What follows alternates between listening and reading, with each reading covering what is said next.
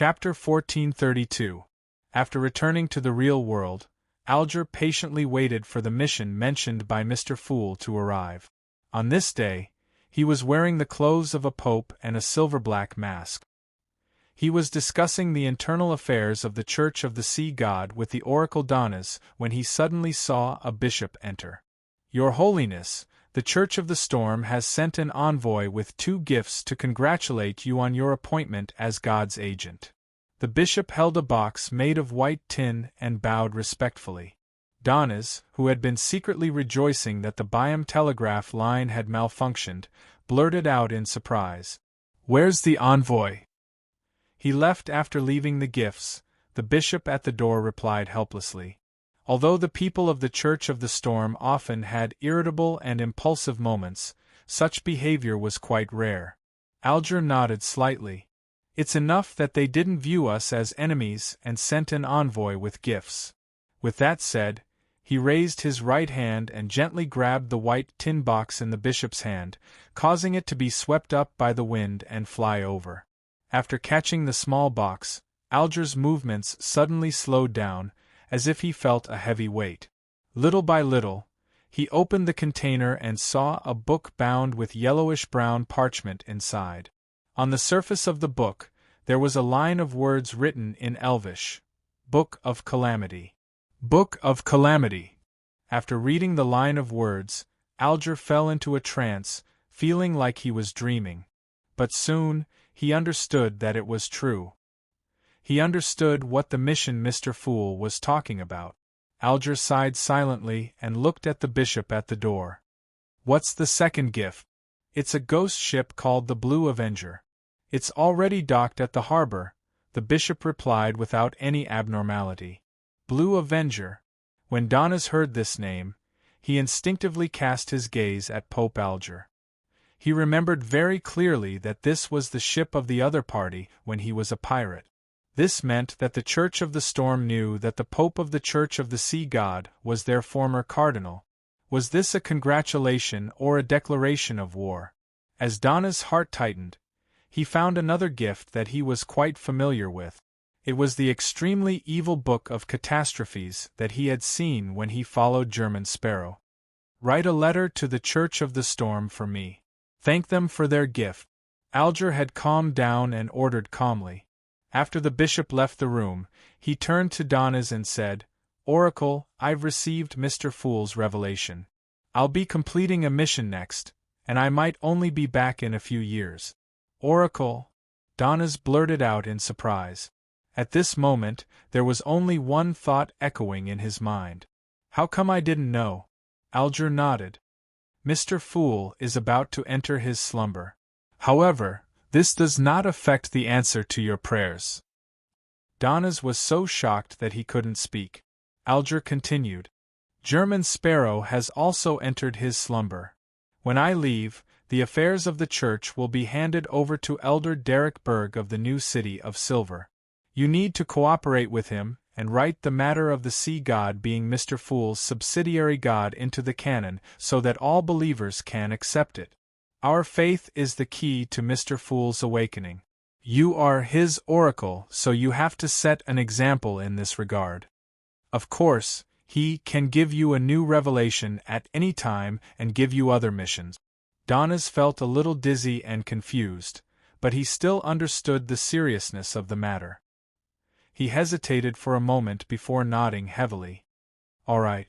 After instructing him on this matter, Alger stood up, took the Book of Catastrophes, and returned to his room. He looked at himself in the mirror and laughed. He slowly took off the trident on his head and the silver-black mask on his face. A few days later, on the crowded dock at the port of Byam, Alger raised his head and looked at Sun, who was much taller than him, and said with a smile, "You've done well during this period of time. You've done well during this period of time. The Sea God Church is operating normally." Derek subconsciously wanted to raise his hand to scratch the back of his head, but he ultimately resisted the urge. He said with some melancholy and reluctance, "But, Your Holiness Wilson, when will you be back?" Alger shook his head and said, "Everything ahead is still unknown. Everything in front of us is still unknown. No one can say for sure. Without waiting for Derek Berg's response, he said, "You're already mature and steady enough. You are mature and steady enough. I have nothing else to tell you." At this point, Alger paused for a moment before saying, "You're already mature and steady enough. Don't sacrifice yourself to protect this place if the Rorstad archipelago encounters an irresistible disaster." Derek was stunned. This is Mr. Fool's most important place of faith, the new hometown of the City of Silver. How can I give it up just like that? Alger had already expected Derek's reaction. He explained with a serious expression, "Don't worry." He explained with a serious expression, "To Mr. Fool, the most important thing is the believers here, not these islands. To the City of Silver, the most important thing is the people, not the city. As long as we can protect Mr. Fool's believers, protect the citizens of the City of Silver, and move them away in time, then even if we lose Byam, the new City of Silver, and the Rorstad archipelago, we can rebuild a new city and a new home elsewhere at any time. Remember, don't compromise the essence for the sake of form." Derek was deeply touched when he heard that, and he immediately grasped the crux of the problem. He replied sincerely, "I understand. I understand.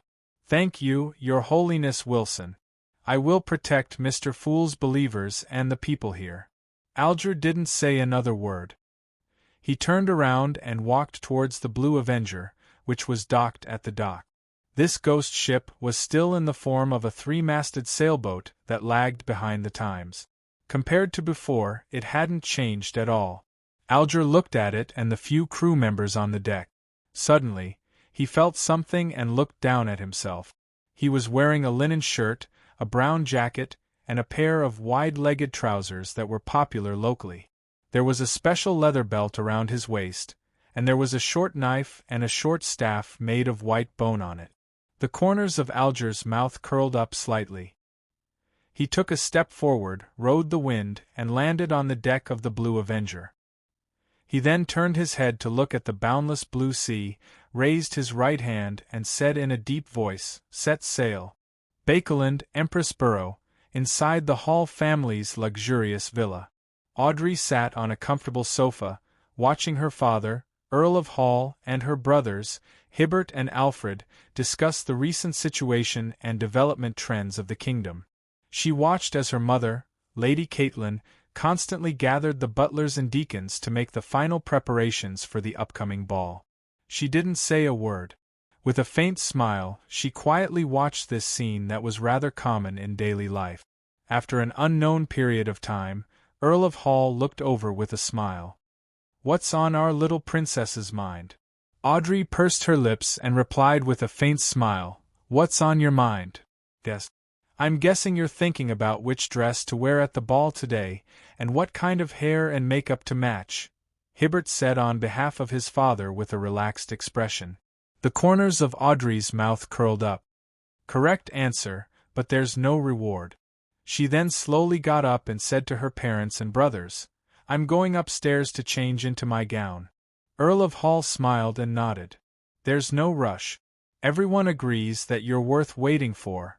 Audrey bit her lower lip, maintained her smile, and walked toward the door step by step. Just as she was about to leave the room, she paused and looked back. Her parents and her two older brothers continued what they were doing just now, either discussing or making arrangements. Audrey's green eyes seemed to freeze as she retracted her gaze bit by bit. She walked out of the room and returned upstairs to her bedroom. The huge golden retriever, Susie, was already waiting there. Audrey took an indiscernible breath, raised her right hand, and used her index finger to outline shimmering patterns in midair. These were like dreams that came from the deepest recesses of her mind.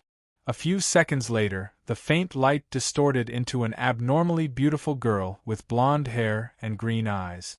It became Audrey Hall. And unlike Audrey, this girl still had a hint of childishness and a hint of romance. "Good evening, Miss Justice," the girl greeted with a brisk tone. The corners of Audrey's mouth curled up slightly as she replied, "Good evening, Miss Audrey." After the impromptu tarot gathering, she finally made up her mind to advance to Dreamweaver. She planned on splitting an identity to accompany her family while she stayed away from them, preventing them from being implicated by the various dangerous matters she attracted. After looking at herself for 2 seconds, she turned to look at the huge golden retriever beside her. "Susie, are you sure you want to follow me?" "Yes, we'll be friends forever," Susie the golden retriever replied seriously. Audrey didn't say anything else. She split out a virtual persona and entered Susie's mind-body that had automatically released its restrictions. Then, she raised her hand again and outlined another Susie in midair. As soon as Susie took form, she opened her mouth and barked. Audrey then retracted her gaze and looked at her other self. After a moment of silence, although she knew that the two of them shared the same thoughts, she couldn't help but say to the blonde girl in front of her, "In the future, I'll leave it to you. Remember to act coquettishly to Dad and tell him not to be so busy. He's not young anymore, so he needs to pay attention to his health. Many things can be left to Hibbert, Alfred, and the butlers. Also, slowly enlighten Mom. Tell her that there's no need to care too much about what others think. There's no need to maintain perfection in social situations. It'll be very tiring. Yes, don't forget Hibbert. Often make him laugh, so that he won't be so gloomy. He won't always overcomplicate things. Alfred won't threaten his position. Alfred, he needs a good wife to make him not want to take any more risks. Hey, why are you crying? We've already grown up. We can't be little girls anymore." Audrey's eyelids drooped slightly as she smiled at herself who was shedding tears. I know. After the other Audrey said that, she pursed her lips and nodded heavily with a sad expression. Audrey retracted her gaze, picked up the cloak beside her, and draped it over her body. Then, she led the golden retriever, Susie, out of the bedroom and into the corridor. The hall below was already lit up. The guests of the ball had arrived one after another. Earl of Hall, Lady Caitlin, Hibbert, and Alfred had already left their previous rooms and walked to the door. Audrey stood behind the railing and quietly watched for a while. Then, she lifted the hem of her dress slightly, and from a distance, she solemnly and slowly bowed to her parents and brother. After maintaining this action for 2 seconds, she straightened her body and raised her hand to pull up the hood of her dark blue cloak to hide her face. To her side and behind her, it was brightly lit and bustling. In front of her, many dark lights formed a sea of collective subconscious. "Let's go," Audrey said to Susie in a slightly hoarse voice. With that said, she walked into the dark, illusory sea. Audrey rushed out of the bedroom and said with a sobbing tone, "You have to come back." Audrey didn't turn back. She only raised her right hand and waved it, indicating that she understood. Her figure in the blue cloak swayed in the silent darkness, gradually moving further and further away, gradually disappearing without a trace. Chapter 1433. In a room in an abandoned castle, sunlight shone through the gaps in the thick curtains and shone on a pitch-black coffin. Suddenly, the lid of the coffin made a creaking sound and slowly moved to the side. With a thud, it fell to the ground. After a few seconds, Aztec Eggers sat up with a confused expression. At that moment, he was wearing loose pajamas that were popular in Rouen a few years ago. He looked like a noble who had woken up in his manor. After a while, Aztec narrowed his eyes slightly and looked around with a confused expression, as if he did not know who he was. He then saw the bright sunlight that shone through the gap. He saw the dust that danced and floated in the sunlight. He saw the letters scattered on the table, the ground, and beside the coffin lid. They were like giant snowflakes that covered a small half of the place. Aztec walked out of the coffin and bent down to pick up a letter with a puzzled expression. He opened it and read it. As he read, the confusion on his face disappeared a little, as if he had remembered many things in the past. Aztec immediately found a chair and sat down. He let all the letters fly in front of him and stack like a mountain. He opened one letter after another and read one letter after another. Sometimes, he would pause and ponder for a long time, as if he was seriously recalling something. The sunlight that shone through the gaps in the curtains slowly dimmed. After a long time, it shone in again. At this moment, Isaac had finally finished reading all the letters, and he had completed one cogitation after another in his long period of thought. He looked at the letters that were all stacked on the table and slowly let out a long sigh. Then, he found a piece of paper, a pen, and some ink that could still be used. With a gentle expression, he wrote, "I've already woken up and received all your letters. They made me remember who I am, who you are, and many things in the past. Your experiences, regardless of the complexity or the brilliance, have exceeded my imagination. It also made me seem to understand some of the questions I had previously. From these letters I can feel your happiness, your exhaustion, your hope for life, and the heavy responsibility you have placed on your shoulders. I can roughly guess the reason why you made that choice in the end. If it were me, I might not have been able to make such a decision. From the very beginning, you have been a guardian. From imitating others to being imitated by others. Next, I will embark on a journey to pursue more of the past and witness the changes in this world. You seem to be asleep, but never mind. I will write and tell you all the interesting things, customs, and people I have met. I think I should be able to send these letters to you by offering a sacrifice." The golden tip of the pen reflected the sunlight and slid across the white paper, writing more and more content. In Bakeland, inside a solarium of a terraced house, Melissa walked in with a little girl who was obviously less than 10 years old. Auntie, why here?"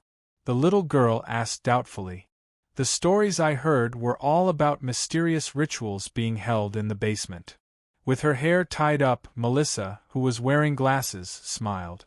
"That's an irregular mysticism ritual." She then pointed to the altar that had been set up and the candles that had yet to be lit. "You may begin." "Really?" The little girl turned her head and looked at the bright sunlight shining in through the window. Do you want me to draw the curtains?" "There's no need. It's fine this way." After Melissa answered, she smiled at the little girl as she awkwardly imitated the ritual she usually held. During this process, she would occasionally give guidance and even personally do it for her. Finally, the little girl completed the prerequisites for the ritual. "All right, repeat after me." Melissa took a deep breath as her expression gradually turned serious. Yes. The little girl also tried her best to appear serious. Melissa looked at the candlelight on the altar for a few seconds before she slowly opened her mouth and recited in ancient Hermes, "The fool that doesn't belong to this era. In the language of catching water, the matter is simple and joyful." The little girl had never learned ancient Hermes. Although she was trying her best to imitate her aunt, she still didn't know what she was saying. "The mysterious ruler above the gray fog." Melissa continued reciting. "The ghost bone fracture wound, boil det with holy honey." The little girl repeated in all seriousness. "The king of yellow and black who wields good luck." After Melissa finished reciting, the candle at the top expanded to the size of a human head without waiting for the little girl to imitate it. In the massive flame, a slippery tentacle with faint demonic patterns, but one couldn't see it clearly, reached out hesitantly. Its movements were extremely slow. The little girl was instantly stunned as she quickly retreated and hid behind her aunt. Melissa pursed her lips and said with a gentle smile, "There's no need to be afraid. Don't be afraid. Go greet him." The little girl timidly peeked her head out from behind her aunt and saw the terrifying, slippery tentacle gently swaying under the bright sunlight shining in through the window. It was as if it was wiping away dust or waving at her. "Go. There's no need to be afraid," Melissa repeated. The little girl finally mustered her courage and stood in front of the altar. She recited some incantations of her own invention before revealing a sincere smile and raising her palm up. The slippery tentacle with its patterns hidden paused for a few seconds, as if it was hesitant and out of practice. Then, it gently rose up, curled up slightly, and descended inch by inch. Under the sunlight, it slapped the tiny palm. End of the book. P.S. I feel like I've been hollowed out. I'll update tomorrow at noon. Chapter 1434. Originally, I had planned to rest for a while and write about this tomorrow. However, perhaps because of the sensitive timing, many of my friends sent me all sorts of messages and private messages to ask me about it. Just as I was about to take a good afternoon nap and relax from the excitement of the ending, my phone kept ringing. Can't I even sleep? I had mentioned this a long time ago, but I couldn't make an accurate estimate at the time, so I just gave a general estimate of May or June. I had to leave enough room for flexibility, right? If it wasn't for the epidemic, I would have gone on a trip to Spain in a few days. Also, my contract was signed at the end of 2016, and it would end at the beginning of 2022. Now I only have one book left, and it's about 3 million words long. The new book will definitely be at the beginning. After talking about something else, I returned to the book. At the end of the 7th book, I chose a more logical development, which resulted in the plot speeding up a lot, and I was unable to do a fuller and more detailed development. However, from the first chapter of the 8th book onwards, everything was under my control. I had already thought about what to write on every page, where to turn, and how to end the story. There was no sudden acceleration of the plot, and there was no problem of cutting off many side quests. I had already thought about this ending before I started the book. After everyone in the tarot experienced all sorts of passivity, anticipation, confusion, and hesitation, they finally left their comfort zone and faced the world and all sorts of difficulties. Meanwhile, Klein and Aztec completed a reincarnation of their characters. In the end, the contrast between the strangeness and innocence, the darkness and the light, the darkness and the new life, was a strange scene that was a little bit Cthulhu and a little bit warm. At the same time, it pointed out that Klein had already started to wake up, and the book wouldn't end here. As for the foreshadowing of the 5 gold coins, the experiences of everyone in the tarot, and other things that didn't involve the main plot of this book, they were naturally left for the 2nd book. I had already made it so obvious that the last part was both the ending and the prelude. The 2nd book was the period between Little Frank's hibernation or earlier and his awakening. Why did I consider a 2nd book back then? Firstly, I felt that the setting was too vast and that there was too much to write about. If I were to stuff all of it into a book, it would definitely not be able to differentiate between the primary and secondary. The side quests would be long, messy, and boring. Secondly, the growth curve of the members of the Tarot Club wouldn't be able to keep up with Klein. If I were to give them too many side quests and more stories, allowing them to improve in a reasonable manner, it would impact the structure of the main storyline. Similarly, there would be the problem of not being able to differentiate between the primary and secondary. If I didn't give them anything and allowed them to grow, they would be useful at critical moments. Therefore, after weighing the pros and cons, I decided to at least write mysteries too. In this way, the plot of this book could go smoothly, and there was no need to travel all over the world. The tarot could only start the first half of their lives, complete their transformation and growth, and leave their comfort zone to play out a more exciting life and story in the 2nd book. To me, this was also a challenge. How could I bring everyone back into this world after a few years? How could I allow the new readers to continue reading without any restrictions even though they had never read Mystery 1?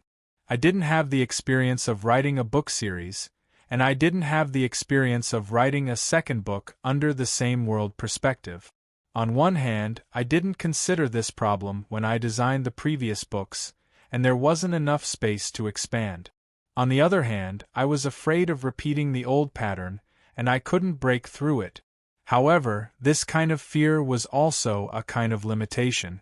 I felt that since I had found my own writing method, I could try to challenge it. As I said before, my slogan, my motto, is, never satisfied, always challenging.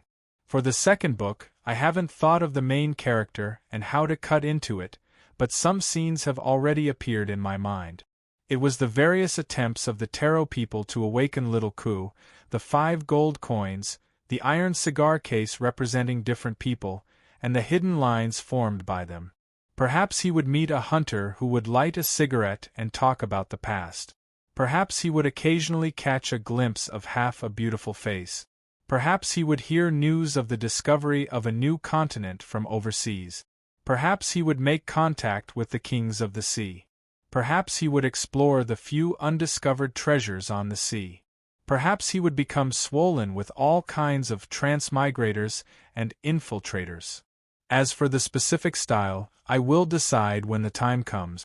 In short, the setting left a lot of space for the second book, and I didn't have to worry about not having anything to write about. As for the apocalypse, it's definitely not something that can be resolved in one book. In order to make the apocalypse of the second book more oppressive, I decided to give Mother an epic enhancement. In short, why does a boar get pregnant? Why does a man have a protruding belly? Why does a stone give birth to a child? Behind all of this is the distortion of human nature or the loss of morals. As for the enhancement, it will probably be placed in the third book related to the Western continent, but I might not necessarily write it. Serious face. I actually didn't make any settings related to the Western continent. All I did was leave an interface. With the remaining 7 spherote and a small number of beyonder characteristics that don't contain a sequence 1 or uniqueness, what kind of world and upgrade system will be constructed? I've recently confirmed my thoughts and know what kind of settings I want to make. Yes, an orthodox system that uses spherote as its core, an unorthodox system that uses beyonder characteristics as its foundation, and the lower 9 paths with their own parts. The former is based on the Taoist idea of receiving seals. Yes, receiving seals means that you have obtained the recognition of the heavenly courts and become a member of this system. You can then happily summon gods like Lu Ding and Liujia to help you in battle. As for unorthodox Taoists who haven't received seals, if you wish to summon Lu Ding and Liujia, why would they care about you? Therefore, in talismans and seals are separated. In other words, receiving seals is within the system. Then, if the heavenly courts and pure lands are changed to spherote, the entire setting becomes lively and strange. Writing up to this point, I'm hungry. My wife is urging me to go out. After all, I decided to write it at the last minute. Yes, that's all for now. I'll continue with this book ending speech tomorrow. I'll talk about my thoughts and gains and losses in creating mysteries, as well as my creative methodology. Also, thank you to the big boss of Wudong for your tip. I was shocked when I opened Qidian just now. Also, I'll first serialize a 20,000-30,000 word side story here at regular intervals. Then, I'll write side stories at irregular intervals. I didn't intend to write them at first, but now I realize that there are many things that don't involve the second book but can be written. For example, Lil Ku's dream, some stories from the fourth epoch, and so on. As for why the Celestial Venerate's plans were disrupted, I've already given some hints. A Rhodes came out from the Chaos Sea. Why does it have to follow Klein? Why does Klein bring it along when he's asleep? Also, the physical book has been remade. This time, the cover is what I like. The content has only changed some internet vocabulary and words that aren't in dictionaries. For example, him. For the specific purchase address, you can go to my Weibo, the squid that loves to lurk. In the future, you can follow my side stories at irregular intervals. Yes, I'll continue with the book ending speech tomorrow. Chapter 1435. Only then can I know what to maintain and what to improve. I'll talk about my own creative methodology. Of course, it's something I've refined and belongs to me. It doesn't mean that it's suitable for others or other platforms. It's good to gain insights from it, but it's easy to be unaccustomed to it by copying it. There's a difference between absolute truth and relative truth, not to mention such personal insight. Those who learn from me will live, and those who imitate me will die, right? As far as I am concerned, the first and most important word in creation is expression. The word expression is very broad. In a narrow sense, it can be the theme of an article or the central idea. In a broad sense, anything that I wish to convey to the reader is a form of expression. We can express our thoughts about humanity and our understanding of the world. We can also express our satisfaction, or to put it more simply, I want to feel good. What do I hope to express in this book, Mysteries? Firstly, it's to combine Western mysticism with elements like the Cthulhu mythos and the SCP Foundation to produce a novel, interesting, complex, and fun view of the world. Secondly, it's a ray of light amidst the darkness and despair. Yes, it's... Just as Amon was about to jump out, little Ku covered his mouth. It's me. This ray of light is the pity of humanity and also the hymn of human courage. The darkness and despair is the situation of the workers and farmers during the first industrial revolution. It's also the old days brought about by the Cthulhu mythos. Evil gods, the unknown, the unbearable, chaos, madness, despair, and helplessness. Thirdly, it's the confrontation and fusion of humanity and divinity. The reason why I named Little Ku's pathway as seer, with the endpoint being the fool, is partly because of the need of the storyline. Also, the early stages of the seer pathway can naturally unfold many elements of mysticism and bring them into the story in an interesting manner. On the other hand, Mystery's hidden main body, it's not really hidden. I've already written it in the introduction. The Legend of the Fool. In other words, the journey of the fool. As for the tarot cards, which is an important element of this book, there's a more accepted interpretation that it describes the journey of the fool. It starts with the fool and ends with the world, achieving perfection. Of course, it was impossible for me to copy the interpretation and imagery of tarot card. I would make some modifications based on the Book of Mysteries.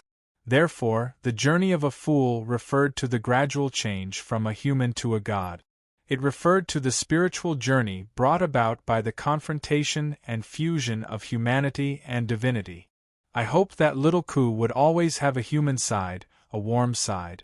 That was why I didn't directly describe Little Ku's psychological activities. Instead, I focused more on other people, on the frequency and depth of his interactions with the world and the people around him. It was more indirect. Therefore, as time went on, no matter how much Little Ku emphasized his humanity, the readers felt that he was getting further and further away from human society. He was getting more and more lonely, more and more abstract, and gradually losing the sense of flesh and blood. This was the journey of a fool. This structure design is actually a bit of a trick, because my inspiration came from the previous books. Except for martial arts. Some people say that the later the main character gets, the more inhuman they become, the more detached they become from reality. They no longer have the feeling of being rooted in the world or society. In that case, I might as well make this change from an unconscious author to a conscious one. This inspiration came about after I finished reading some tarot books. Now that I compared it, the first point was barely achieved. The second point was that the light part was not bad. The darkness part was good in the early stages, but it became weaker in the later stages as my power level increased. This was indeed a problem, and it was also a problem with the structure of Mysteries. It was also the fourth part of the methodology that I will talk about later, structure. Going back to the main topic, starting from sequence 3, the entire book actually had a certain style separation in the mysticism section and the fear of the unknown. For the Cthulhu elements, once the unknown was explained, it would lose most of its charm when it stepped onto the stage.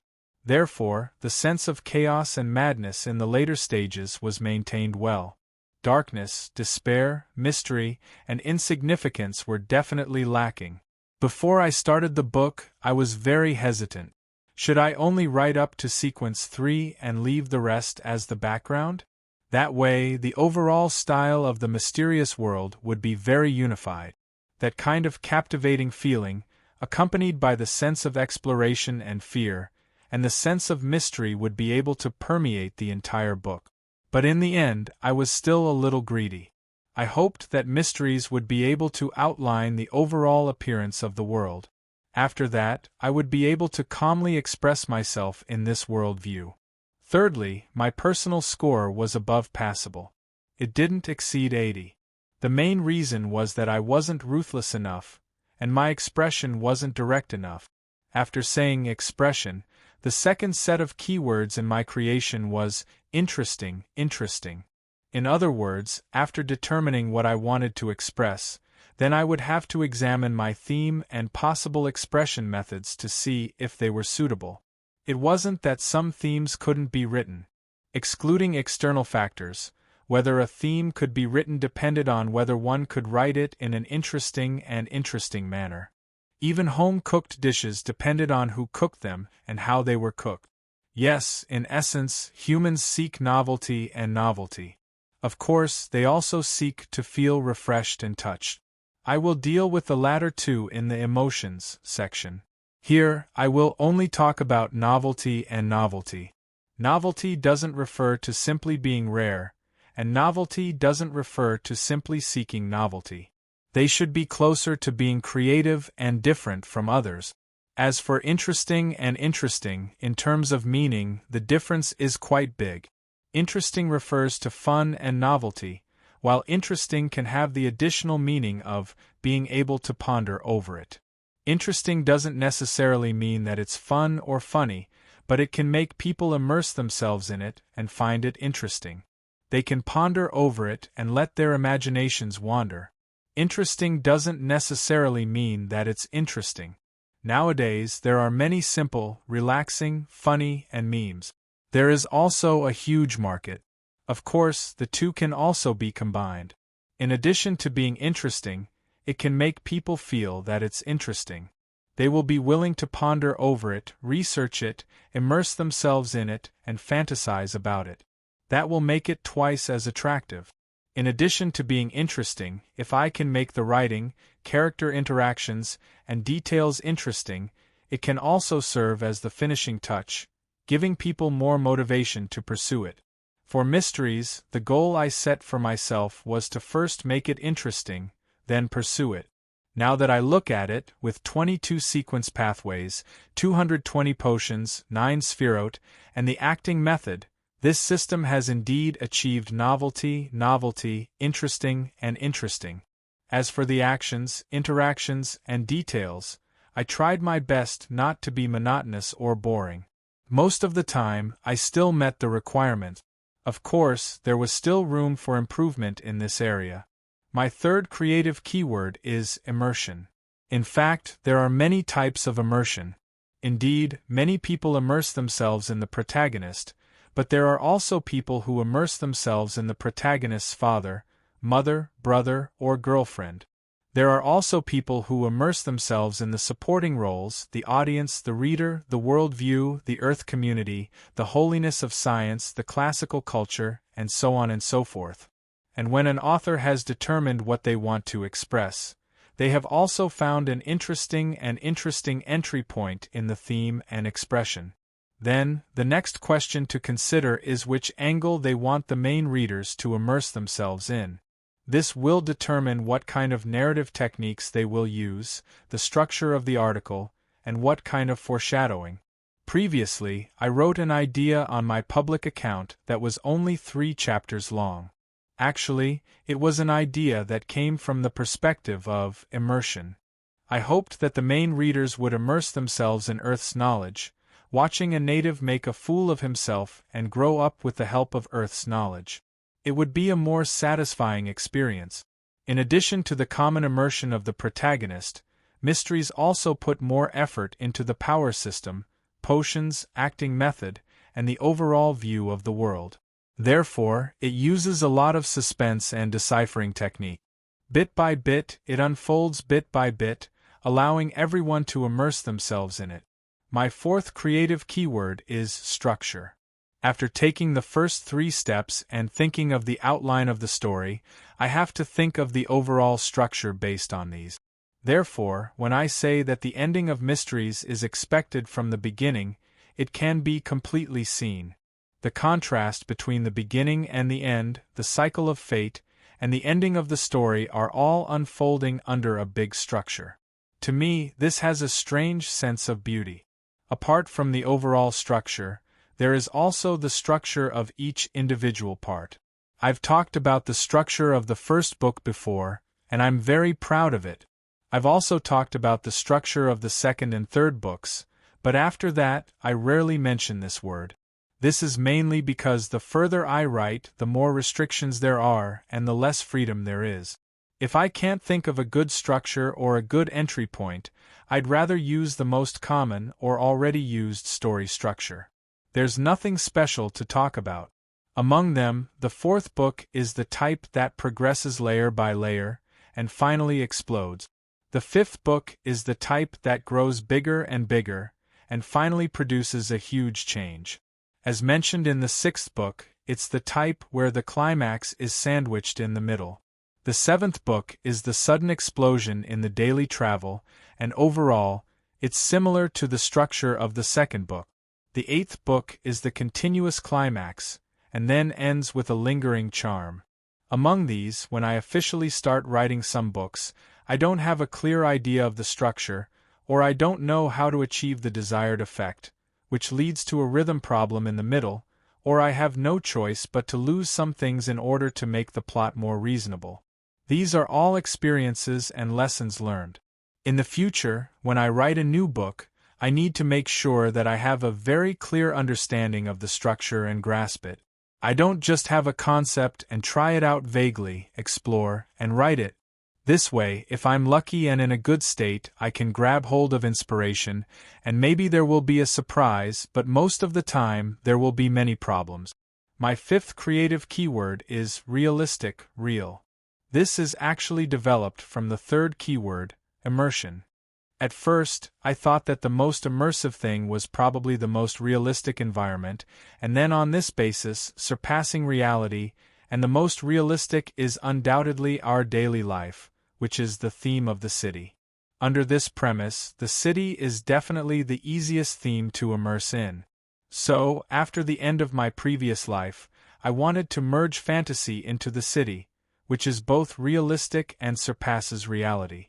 At the same time, I also wanted to practice my ability to write about the details of daily life, and so I wrote this book, Martial Arts. Actually, the effect in the early stages is not bad, but later on, I realized that I underestimated a problem, which is the limitations of the city itself. Because I didn't fully consider this point when I set up the setting, it caused the later stages to be unable to develop, and the story is repetitive and lacks variety. This idea of mine has been verified in some of the popular themes in recent years, which is quite gratifying. However, 404's focus is on the urban theme, which caused the big trend that I imagined to not appear. After writing Martial Arts, I have a deeper understanding of immersion and reality. I think that compared to reality can better reflect the essence. As long as it is realistic enough to immerse the reader, it can also achieve the effect of reality, and it also has the meaning of pursuing novelty. Therefore, when I was writing mysteries, I looked up a lot of information and filled in the details. I wanted to make this world seem real, so that everyone would naturally be immersed in it when they read it. They would know what they eat, what they use, how much they spend, and what their customs are. This actually has something in common with the AAA masterpieces in recent years, which are open, free, and realistic world. Realism, immersion, these were the ideas that gradually became clear to me after I finished writing about martial arts and mysteries. It was only at this time that I truly refined my own complete writing methodology.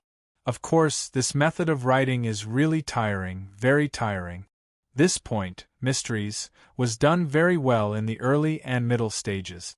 Later on, when the sequence increased, there was a certain degree of weakness. The next step is to think about how to create realism at a high level of power. The sixth keyword is gentle. I remember the previous part of the summary, so I won't elaborate on it here. The main thing is that after writing so many words in one go, my thoughts are beginning to wander, and I want to have fun and slack off. Gentle. My understanding is that the plot twist has enough foreshadowing, the advancement of the emotions has enough fermentation process, and there is enough suitable release. If the former is not done well, it will be a twist for the sake of a twist, and a climax for the sake of a climax. It will only be abrupt, and it will not reflect the impact. The latter can easily become a drama, and it will be too sensational. In this aspect, I have been restraining myself. If it is not suitable for me to use my saber, I will absolutely not use it. I cannot use a saber for the sake of a saber. If a main character's death is not worthwhile, appropriate, and impactful, then it is better for him to be alive. Trauma for the sake of trauma is not gentle enough. Similarly, I should not blindly stir up emotions where it should not be stirred up. The expression of my emotions must be clear when I should restrain myself, when I can explode, whether the overall atmosphere supports it, and so on. Also, I can't smack people in the face for the sake of smacking people in the face. I should feel good about it for the sake of feeling good.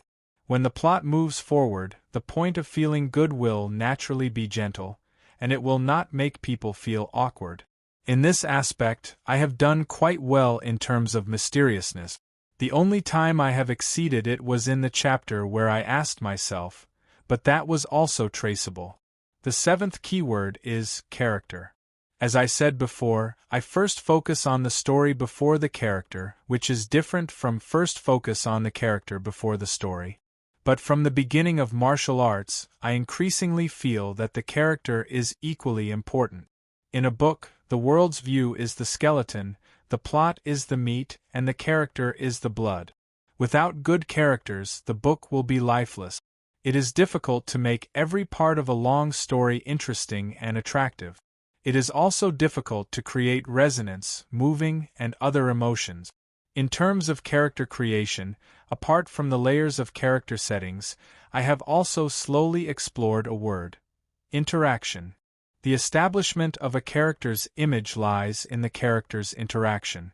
Individual psychological interactions and individual actions are useful once or twice, but it will inevitably be monotonous, thin, and boring after a few more times.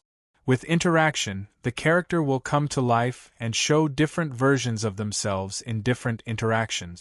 I will not expand on the specifics because I have written too much, and I want to finish it as soon as possible. Also, the ultimate character must come from the ultimate plot, and the ultimate plot must be able to create the ultimate character. The two are not completely separated.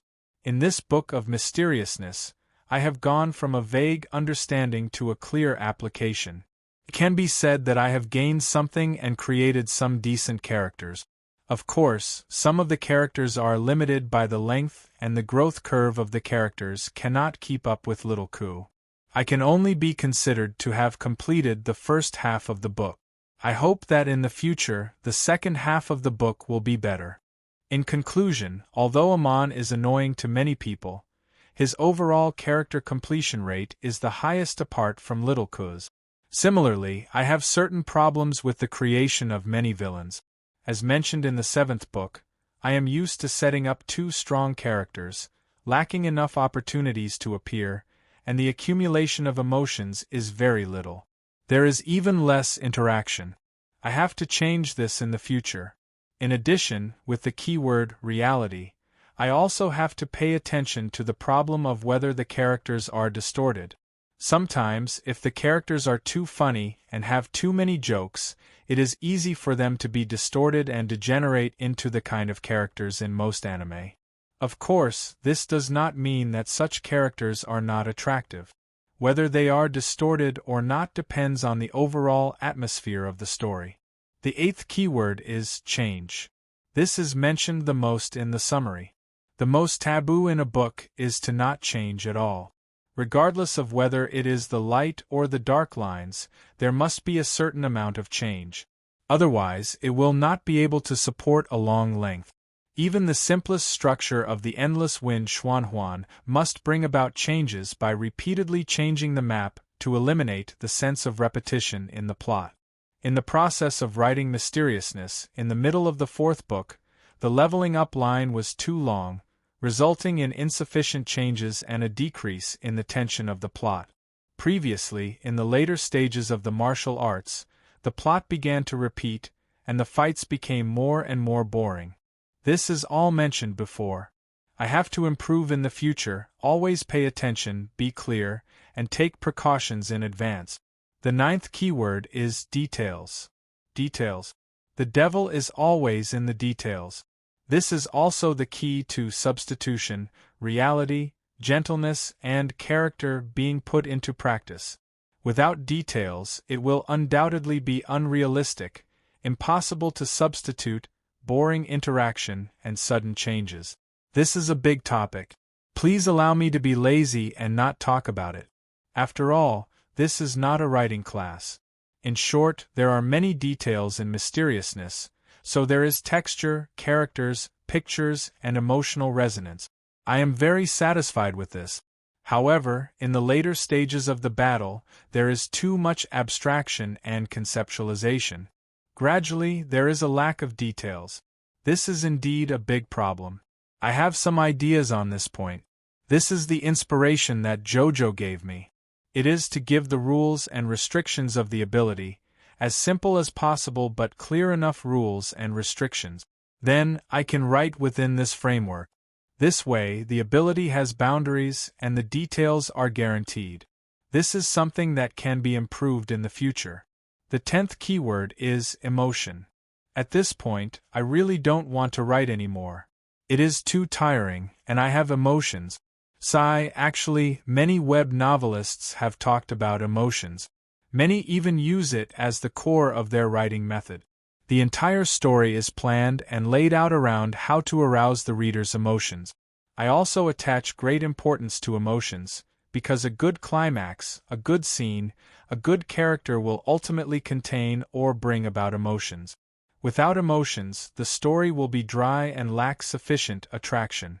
I won't talk about other methods to attract hatred. I know more, but I use less. I prefer to use the conflict of the plot to advance.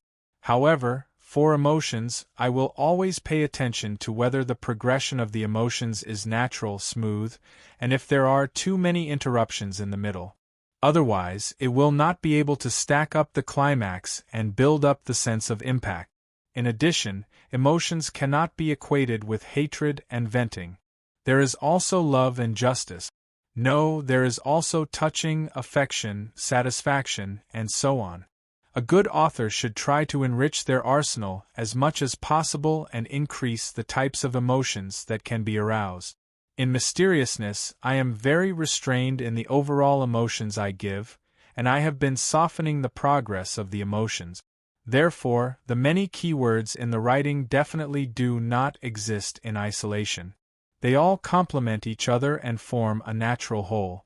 As for the classic emotional expression scenes in Mysteriousness, I can recall some of them even with my eyes closed.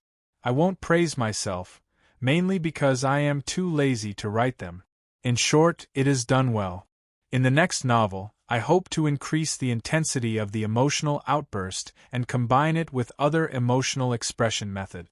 The 11th keyword, replace the climax with impact, and the scenes like Chernobyl are the performance. The 12th keyword, forget it, I won't write anymore.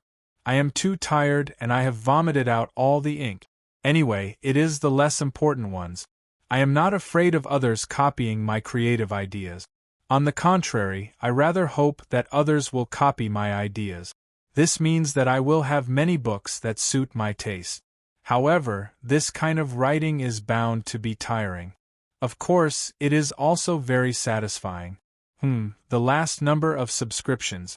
The average subscriptions for Mysteriousness are currently 109,000. Due to the bonus of the last novel, the subscriptions have always been quite high. Overall, it is slightly higher than the 7th novel. Most of the time, it hovers between 61,000 to 63,000. The lowest is 58,000. The highest is the last 3 chapters, which have exceeded 70,000. The last chapter is now 90,000 in 24 hours. After writing Mysteriousness and summarizing the gains and losses, I will talk about the new book. I will not start Mysteriousness too directly. I am worried that I will repeat some of the things in this novel. I hope to write something else to refresh my mind and accumulate some knowledge. The new book mentioned before, choose between the wasteland and Xianxia. When writing Mysteriousness, I hope that the next novel can have a lighter tone and be more fun.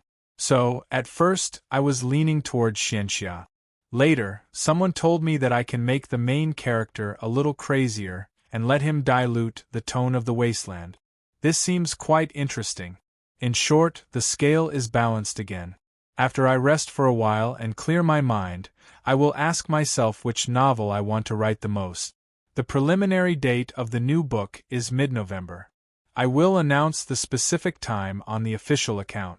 From now until then, I will first serialize a 20,000-30,000 word fanfic here. Then, from time to time, I will put up some mysteriousness settings on the official account and write some fanfic. At the same time, I will announce the theme of the new book, some settings, and recruit small characters. Search for Wuze 1985, and you will find the cartoon avatar. Finally, I would like to thank everyone once again. Thank you to everyone who has subscribed to this book and liked it. You have given me the opportunity to tell the story in my heart. Also, thank you to those who have always voted for us. 2 days ago, we broke the record for the male genre in Qigyan. Let us congratulate ourselves. Thank you to those who have voted for us. Xiaoku, Audrey, Leonard, and Sharon have their own birthday parties because of this. Thank you to those who have tipped me. My attitude has always been to not let this affect my own life, my own studies, and my own other entertainment. Under this premise, I can only open my shirt pocket and say, no need, no need. Who doesn't love money? Thank you to my friends who have sent messages for mysteriousness and love. It's a great experience to be liked and recognized. Thank you to my moderators and managers. You have really worked hard. You have taken up a lot of the blame. Thank you to my staff. I have taken up too much of your time to give suggestions for the cover and the peripherals. Thank you to those who have commented and commented on this chapter. Most of the time, you have brought me a good mood. At first, I read every single one of them. Later, there were more and more, and I really couldn't read all of them. It would delay writing, so I could only fix a time point and read a part of it. Thank you to all those who have accompanied Mysteriousness to the end. I have been lucky to have your company for the past 2 years. I also hope that this will be a beautiful memory in your life. Finally, I put my hand on my chest and bowed. Finally, I multiplied it by 3. The fanfic that we agreed on will be at 12:30 noon on May 7. It will be updated in the form of a chapter speech. 1 chapter a day for 7 to 10 days. After writing the speech, I will have a good rest and sleep in. I look forward to seeing you all again. Chapter 1436. You have an audience with His Holiness the Pope. Barton heard a man in dark blue robes speaking to him. No matter how hard he tried, he couldn't see the other person's face clearly. He only felt that the face seemed to be covered by a gray gas. Of course, none of this was important. As a devout believer of the Lord, being able to meet his representative on earth was definitely the most glorious thing in Barton's life. This made him so excited that he could not speak. His body trembled slightly as he followed behind the bishop, step by step, into the hall in front of him. Barton didn't know how to describe this hall in detail either.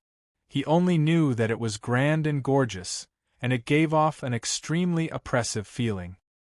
He could only obediently lower his head. Finally, he came to the step. At this moment, he seemed to have received permission and subconsciously raised his head. Then, he saw a big golden dog. The dog was wearing a gorgeous dark blue robe that was like a curtain and a triple crown inlaid with many kinds of gems. It sat on a huge throne and quietly watched him. Barton was stunned. This is His Holiness the Pope? Barton was shocked and panicked. A strong sense of fear welled up in his heart. He opened his eyes abruptly and saw the morning light illuminating the ceiling. Huff, huff, Barton sat up and panted lightly, trying to break free from the influence of the dream as quickly as possible. What happened? His wife sensed the abnormality and straightened her body. Barton shook his head. A nightmare. He did not tell his wife the truth, that he dreamed that His Holiness the Pope was a golden retriever. He was willing to bet that his wife would say with a look of horror, "How can you have such blasphemous knowledge?" At that time, he could only shrug his shoulders and say, "Just kidding. I can't bring my worries into my family life. This is a paradise on earth where I can relax. Also, it's very difficult for women to understand more profound questions. Their strengths lie in their emotional thinking and their love." Barton stopped thinking about his dream. He got out of bed and went to the bathroom to brush his teeth. After breakfast and kissing his wife and son goodbye, he left his residence and took a trackless public carriage to his workplace at the edge of the city. He worked at the Rouen Relic Search and Preservation Foundation and had a sizable salary. In a place like East Chester County's capital, Stone City, he was considered middle class. On the way, Barton looked at the streets outside in boredom. As it wasn't directly affected by the flames of war, Stone City still retained its original bustling state. Carriages, bicycles, pedestrians, and stray dogs came and went. It was bustling and noisy. Barton was already used to this kind of scene. Normally, he wouldn't feel anything, but last night's dream made him feel uncomfortable every time he saw a wild dog. It was as if that dog was the incarnation of His Holiness the Supreme Pontiff, and he needed to pay his respects. "Holy Lord of Storms, please accept my repentance." Barton raised his right hand, clenched it into a fist, and lightly hit the left side of his chest. After a while, he arrived at the Rouen Relic Search and Conservation Foundation. He greeted his colleagues and walked into his office. After hanging up his hat and coat, Barton relaxed and leisurely made himself some black tea with some strange herbs. He was nearing middle age, and his energy was declining in all aspects. He always hoped to use simpler, less painful ways to make up for his body's decline. After making the black tea, Barton picked up a few newspapers on his desk, intending to adjust his mental state before starting work. Baekeland's economic situation improved greatly last quarter. There's another pirate known as the Queen of Stars in the Sonia Sea and the Berserk Sea. Desi Bay's fruit trade has been established. After leisurely reading the newspapers, Barton drank a mouthful of black tea and officially began work. A letter from Vernal? While checking the documents on the table, Barton found a letter from an old friend. It was an archaeologist who worked closely with the Rouen Relic Search and Conservation Foundation. Barton immediately picked up a letter opener, took out the letter, and read it seriously. "My dear friend, my student and I discovered some interesting ruins in the mountains of Civilaus County. They might have come from the remnants of the Fourth Epoch in that period of history that we still don't understand well enough. They left the cities for various reasons and entered the mountains. They no longer interact with reality and existed in the form of tribes. They might still be holding on to something, but it has long been drowned by time, leaving behind only dilapidated buildings and corpses. My student and I will be doing protective excavations here, hoping to find more useful artifacts that can help us restore part of the history of the Fourth Epoch. I wonder if your foundation is interested in this? Here, I solemnly invite you to send a team over to confirm if our work is real and effective. Go to the mountains." The first thing that came to Barton's mind wasn't cultural relics or history, but the buzzing mosquitoes, the damp and dark environment, and the camp that was spied on by wild beasts. He shook his head, picked up a pen and paper, and prepared to draft a document on the letter and submit it. Chapter 1437. After drafting the beginning of the document, Barton was about to add details to it when he realized that Vernal hadn't submitted any information. Does he think that with his relationship with the Foundation, he can apply for funding with just a letter? Barton looked around the table and muttered to himself in puzzlement. In his impression, Vernal, the archaeologist, wasn't such an arrogant person. Other than being a little impatient, he was a standard Rouen gentleman. Under normal circumstances, to apply for assistance from the Rouen Antiquities Search and Conservation Foundation, in addition to a project description, one would definitely have to provide on-site photos, copies of ancient books, and other information. Otherwise, the Foundation wouldn't be able to review it and make a judgment, much less spend a large amount of gold pounds to send a team to the project site to conduct an inspection. Or was it because Vernal was too careless and forgot to send the information together? Of course, with Vernal's relationship with the Foundation, it's entirely possible that the higher-ups would send one or two people to contact and verify after seeing this letter.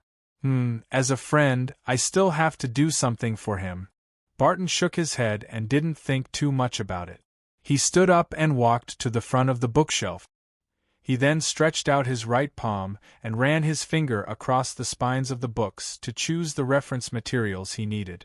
Finally, he pulled out a few books and periodicals, combined the various viewpoints on them, and made a detailed description of the historical origins of the mountain range under the jurisdiction of Civilhouse County in the document he prepared to submit.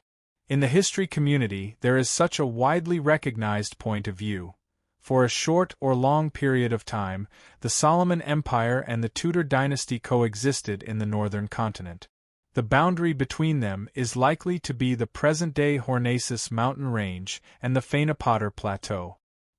Here, the extension of the Hornacis mountain range in Civilhouse County has a high probability of being the focus of contention between the two sides.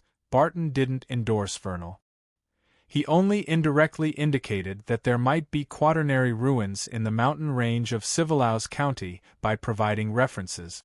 This way, even if Vernal was proven to be lying in the end, no one would hold him accountable. This was because those arguments were made by famous historians, and Barton had only made certain excerpts, selective excerpts.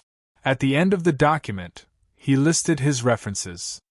A study of Civilhouse County's private historical materials, Aztec Eggers, Coe University's History Department lecturer. When he had finished the document, Patton read it over from the beginning, correcting some words and sentences.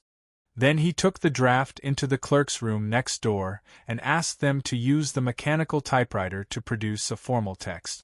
The Rouen Antiquities Search and Preservation Foundation had always employed a large number of female staff, from ordinary clerks at the bottom, but at least half of the senior deputy directors were women. Barton was actually quite dissatisfied with this situation, but he couldn't object, nor did he dare to object. He could only choose to accept it. Of course, he also had to admit that when he needed to wait, watching those young female clerks busy themselves was also a good thing. At least the colors are richer here, Barton muttered to himself as he listened to the clicking sounds. After completing the document, signing it and submitting it, he continued his work in an orderly manner as usual. This includes, but is not limited to, the preliminary examination of the project, the provision of professional opinions and the collection of information, and the addition of discussion to some of the Foundation's papers. The day passed quickly. Barton left the company at 6:00 and took a public carriage. It took him more than an hour to return home. This was the norm in the major cities of Rouen, which was why afternoon tea was popular. After having lunch from 12 to 1 in the afternoon, one could only return home from 7:30 to 8 in the evening.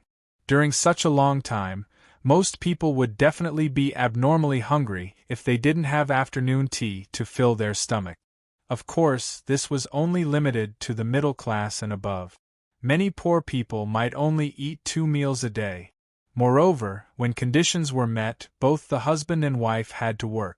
After returning home at 7 or 8 o'clock, they had to be busy preparing dinner instead of enjoying it themselves.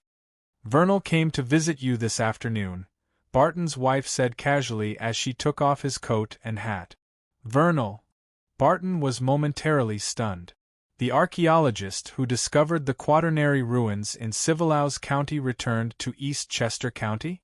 Just as he said that, Barton frowned and muttered to himself silently, "He did forget to send the information, so he came back personally? No, there's no need to go through so much trouble. The kingdom's postal service is rather reliable. Besides, he should know that I'll definitely be at the Foundation during non-weekends. Yes, I might also be sent to certain sites for audits." With this in mind, Barton asked, "Where is he?" "He only waited in your study for 15 minutes before leaving," Barton's wife said truthfully. Barton pressed, "Did he say which hotel he's staying at? When will he come again?" Vernal, the archaeologist, was from East Chester County, but he wasn't a resident of Stone, so he didn't have a place to stay. "He didn't say. He seemed to be in a hurry." Barton's wife paused for a moment before saying, very impatient. Barton touched his receding hairline and nodded gently. "I'll head to the study first." His study was located on the second floor. There were many bookshelves and some porcelain. He didn't have a fanatical love for porcelain, so he would take the initiative to collect unique items. After a search, Barton didn't find any notes or letters left behind by Vernal. He quickly decided to throw the matter to the back of his mind. This had always been his principle: try not to worry about work when he returned home. After dinner and spending some quality time with his wife and son, Barton washed up and went to bed, rushing to sleep. In the dead of the night, he suddenly woke up and opened his eyes. Ever since he encountered danger during an archaeological activity 10 years ago, Barton had some extraordinary spiritual perception. He could always sense movements that others couldn't. For example, others might only know that a visitor was looking for them when they arrived at the door, but Barton could sense if the visitor was related to him the moment he appeared in the corridor. "Someone has sneaked in." Barton sat up abruptly and widened his eyes. He looked at his sleeping wife beside him and didn't wake her up. He quietly got out of bed and took down the double-barreled shotgun hanging on the wall. After holding the gun, he gently opened the door and looked into the corridor. The place was shrouded in the thick darkness of the night, and some crimson illuminated the general outlines of things. Barton didn't hesitate as he took action and entered the corridor, patrolling back and forth. However, he didn't find the thief who had sneaked in. Was my feeling wrong? Barton turned his body around, not too confidently. Not a single room on the second floor showed any signs of being opened. After thinking about it, Barton came to the door of the study, grabbed the handle, and twisted it gently. The door opened silently, and everything inside was immersed in darkness, as if there were all kinds of monsters. Barton opened the curtains and carefully examined the room under the moonlight, confirming that the furnishings here were exactly the same as he remembered. Am I really being too sensitive? Is this the after-effect of yesterday's nightmare? Barton exhaled and quickly left the study. Behind him, the curtains that had been pulled open swayed gently, as if a wind had blown past. The next day, Barton continued his slightly repetitive life. Kissing his wife and children, riding in a rental carriage, reading newspapers, making black tea, reading letters. Hey, another letter from Vernal. Barton relaxed and opened the letter. However, there was nothing in the letter. The sender seemed to have forgotten to put the letter in the envelope. Has Vernal recently suffered from amnesia? Barton glanced at the envelope in his hand and suddenly found that the pattern on it was a little strange. It was a commemorative envelope. According to what Barton knew, in Bakeland and Stone City, many high-end hotels would provide special envelopes and stationery to their guests.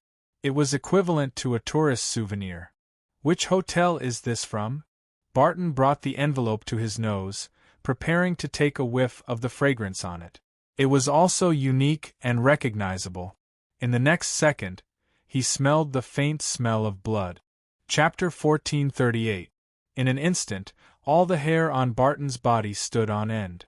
Although he couldn't be sure that what he smelled was blood, his slightly abnormal spiritual perception told him that it was the smell of blood.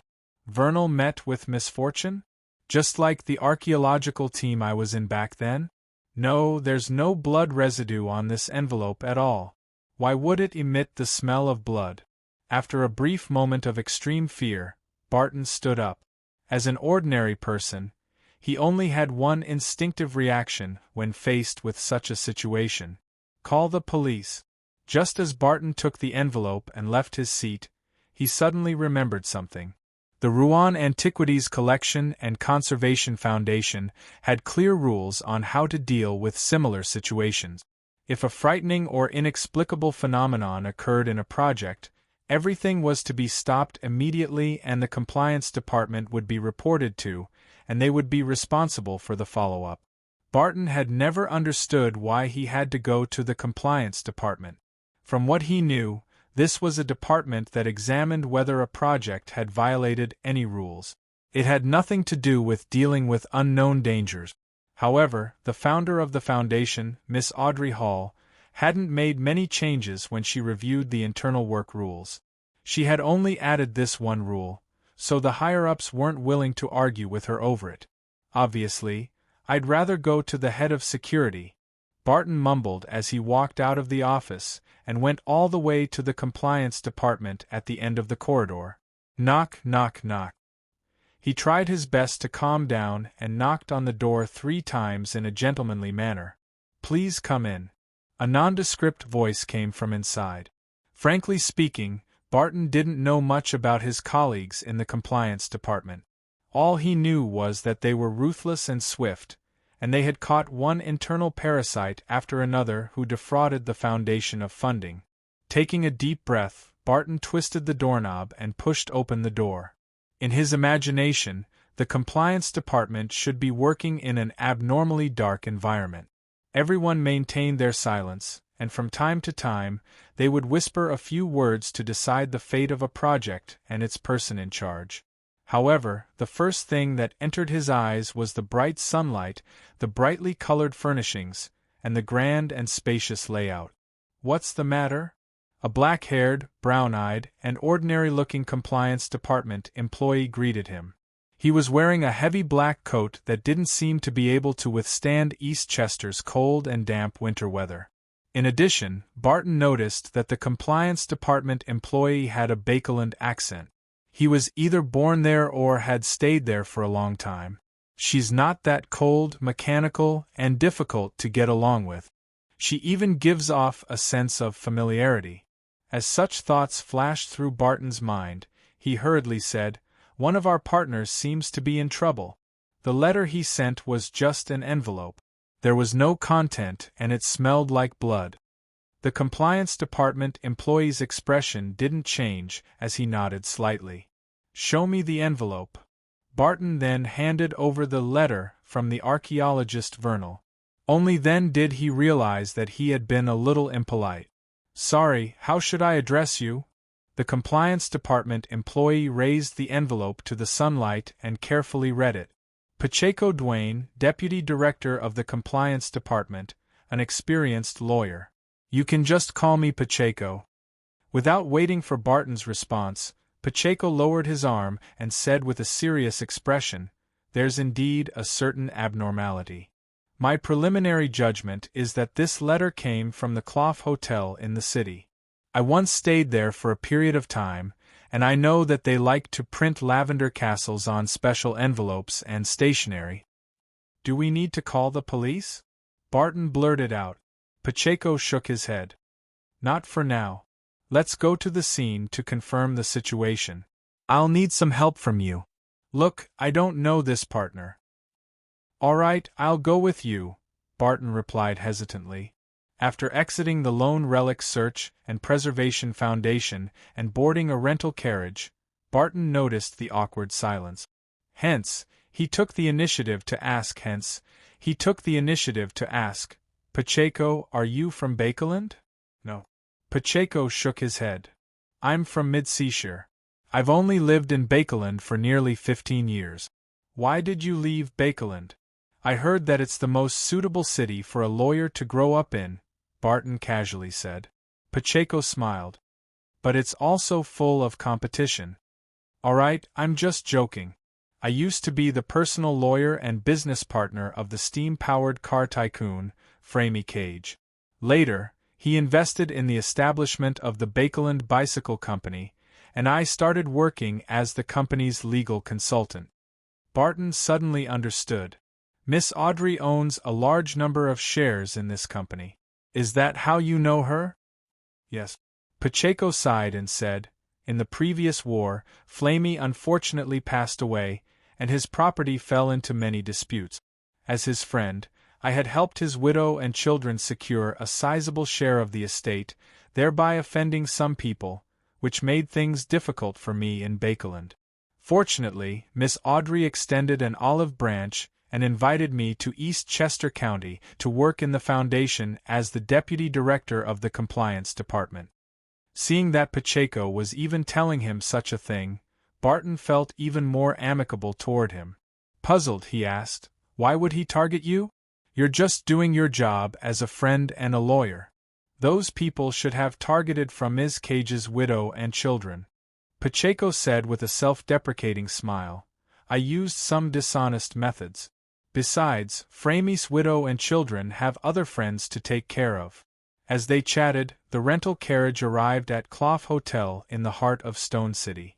The location of this hotel was quite good. It was located in a beautiful and quiet street, and it was only a 10-minute walk to the busiest streets of the city. After entering the hotel and finding the owner, Pacheco asked bluntly, "We're looking for a friend named Vernal." Through the small talk earlier, he had already grasped the general situation of his target. The boss frowned in confusion. "If I remember correctly, there shouldn't be a customer named Vernal checking in." When Barton heard this, he quickly added, "He's a little taller than me, and he looks very muscular. His nose is always very red, and he often smells like alcohol." He described Vernal's appearance in detail. The boss thought for a moment and looked at the waiter next to him. "There's such a customer," the waiter immediately replied. "He lives in Unit 309. Under the waiter's guidance, Barton and Pacheco arrived outside Vernal's room and knocked on the wooden door. Knock, knock, knock, knock. There was no movement inside. Just as Barton was about to suggest calling the police again, Pacheco suddenly bent down and picked up a handful of white, soft hair from the gap at the bottom of the door. No, it wasn't hair. It was closer to the condensation of fog. With the touch of Pacheco's fingers, they spread out and fused into the surrounding air. At the same time, Barton, whose spiritual perception was slightly different from ordinary people, vaguely heard an ethereal and weak male voice. "Tamara! Tamara!" Chapter 1439. Tamara. Barton chewed on the name and thought about what it represented. He no longer looked around in panic like the first time he discovered that he could hear voices that others couldn't. He looked around in fear, searching for the person speaking in the dark, and was ready to pick up a wooden stick and rush over to smack that person. He stood there rather calmly, thinking and observing the reaction of Pacheco, the deputy director of the compliance department. Pacheco glanced at him and said, "Have you studied the history of the Fourth Epoch?" "I've done some research," Barton replied modestly. At this moment, he didn't pretend that he didn't know anything about the history of the Fourth Epoch. Firstly, his personality didn't allow it. Secondly, his position stemmed from his academic accomplishments in history. If he had any major flaws in this field, he might very well be fired by the Foundation the next day. Pacheco looked at the door. "Have you heard of the surname Tamara?" "I have." Barton instinctively turned his head to look at Pacheco. In the sparse historical records of the Fourth Epoch, the surname Tamara appears several times, second only to Tudor, Solomon, and Tuluan Sostal. From this, it can be preliminarily determined that she represents a great noble of an empire in the Fourth Epoch. At this point, Barton paused for a moment. Vernal recently discovered some ruins left behind from the Fourth Epoch. As the hotel attendant was right beside him, he didn't directly point out that the surname Tamara might be related to Vernal's current abnormality. Pacheco didn't respond. He turned his head to the hotel attendant and said, "I'm a police officer in charge of criminal cases. I'm a police officer in charge of criminal cases. I suspect that the occupant of this room has met with misfortune. Please open the door with the key immediately."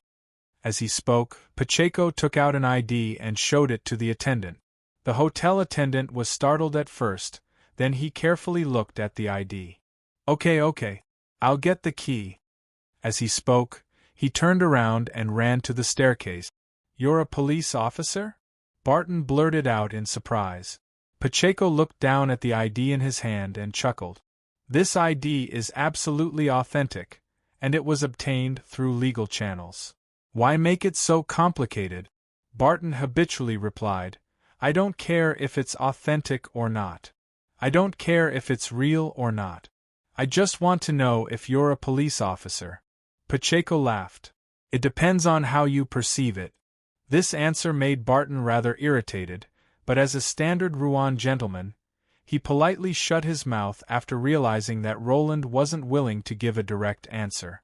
Of course, the fact that the other party was the deputy director of the compliance department was also a factor of consideration. In silence, the hotel owner and the waiter returned to the third floor. After carefully checking the ID in Pacheco's hand and comparing the photo with the real person, the hotel owner took out the key to open the door and complained in a low voice, "How could something happen? Not a single sound. If a high-class hotel was involved in a murder case, it would definitely affect its image, and it might even go bankrupt. Don't worry too much. Maybe it's just a small problem." Pacheco comforted him in a friendly manner. "Let's hope so. May the goddess bless us." The hotel owner retracted his hand and tapped his chest 4 times in a clockwise manner, drawing a star. Then, he gently pushed the door and let it slowly open. At this moment, the inside of the room seemed to be connected to the outside world, and the faint smell of blood permeated the air. "Oh!" The hotel owner sensed this, and could only use one word to express his disappointment and horror. Only in such an environment can the envelope not be stained with blood, but still carry the smell of blood. This was the first thought that flashed through Barton's mind. Then, he noticed that the furniture in the room was neatly arranged, and the carpet wasn't wrinkled, which contradicted the smell of blood that permeated the air. "It doesn't look like a fight had taken place. A one-shot kill?" Barton's hobbies included reading popular novels, especially those that were mixed with murder and love. Therefore, he had plenty of experience when it came to such situations, and among all the best-selling authors, his favorite was undoubtedly Kurzweil. Initially, his wife was the one who bought Kurzweil's novels. Barton occasionally read them, and he ended up engrossed in them. Of course, he would not reveal this in front of his wife.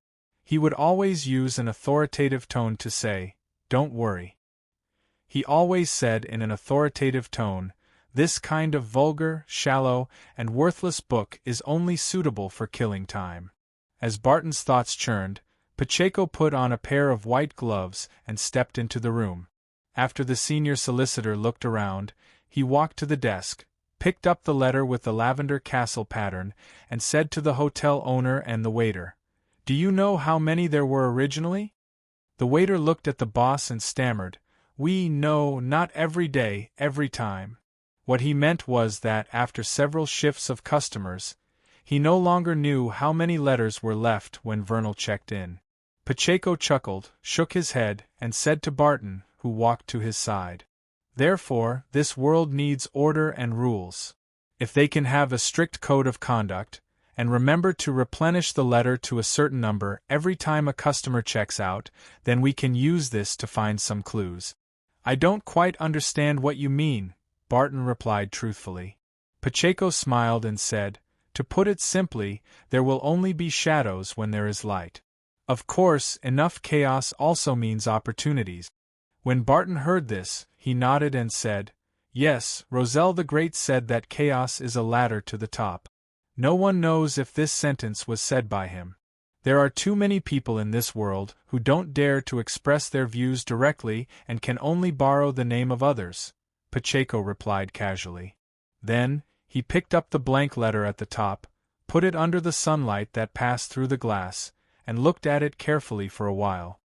I like to face careless people the most. Pacheco suddenly laughed. After saying this, he put the letter in his hand back in place. In the next second, he took out a sharpened pencil from his pocket and began to lightly scribble on the letter. Before long, traces of Loanese words appeared one after another, forming a series of scattered sentences.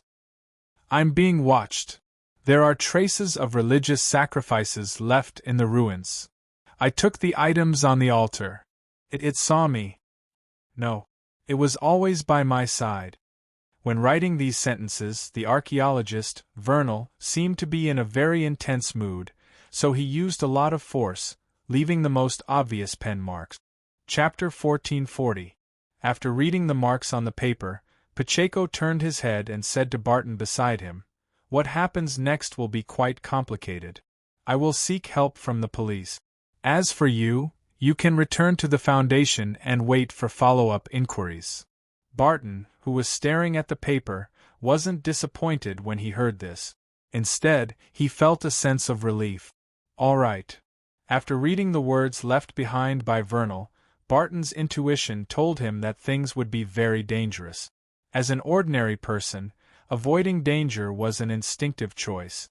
Of course, this was also because Vernal could only be regarded as an ordinary friend of his.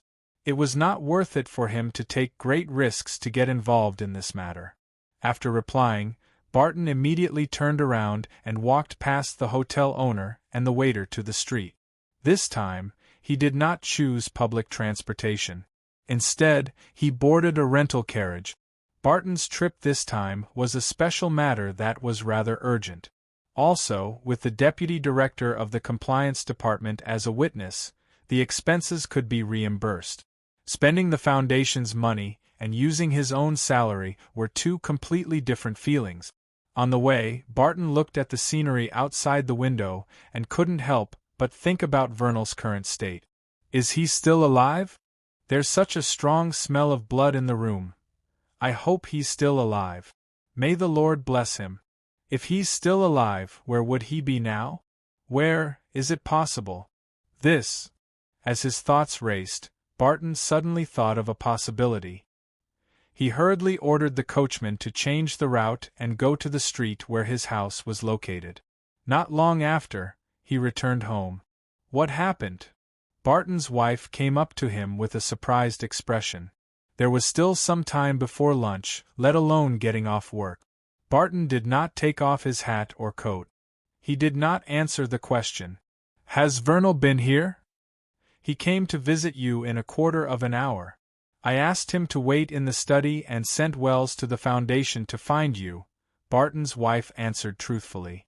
Wells was their manservant, and it was clear that 15 minutes wasn't enough for him to reach the Rouen Antiquities Search and Preservation Foundation. This was what surprised Barton's wife the most. Okay. Barton nodded heavily. He hurriedly passed through the living room, went up to the second floor, and entered the study. Inside the study, the windows were wide open and the curtains were swaying gently. There was no one in sight. Vernal! Barton called out, but no one responded. He jumped out the window and left. Barton frowned and looked around carefully.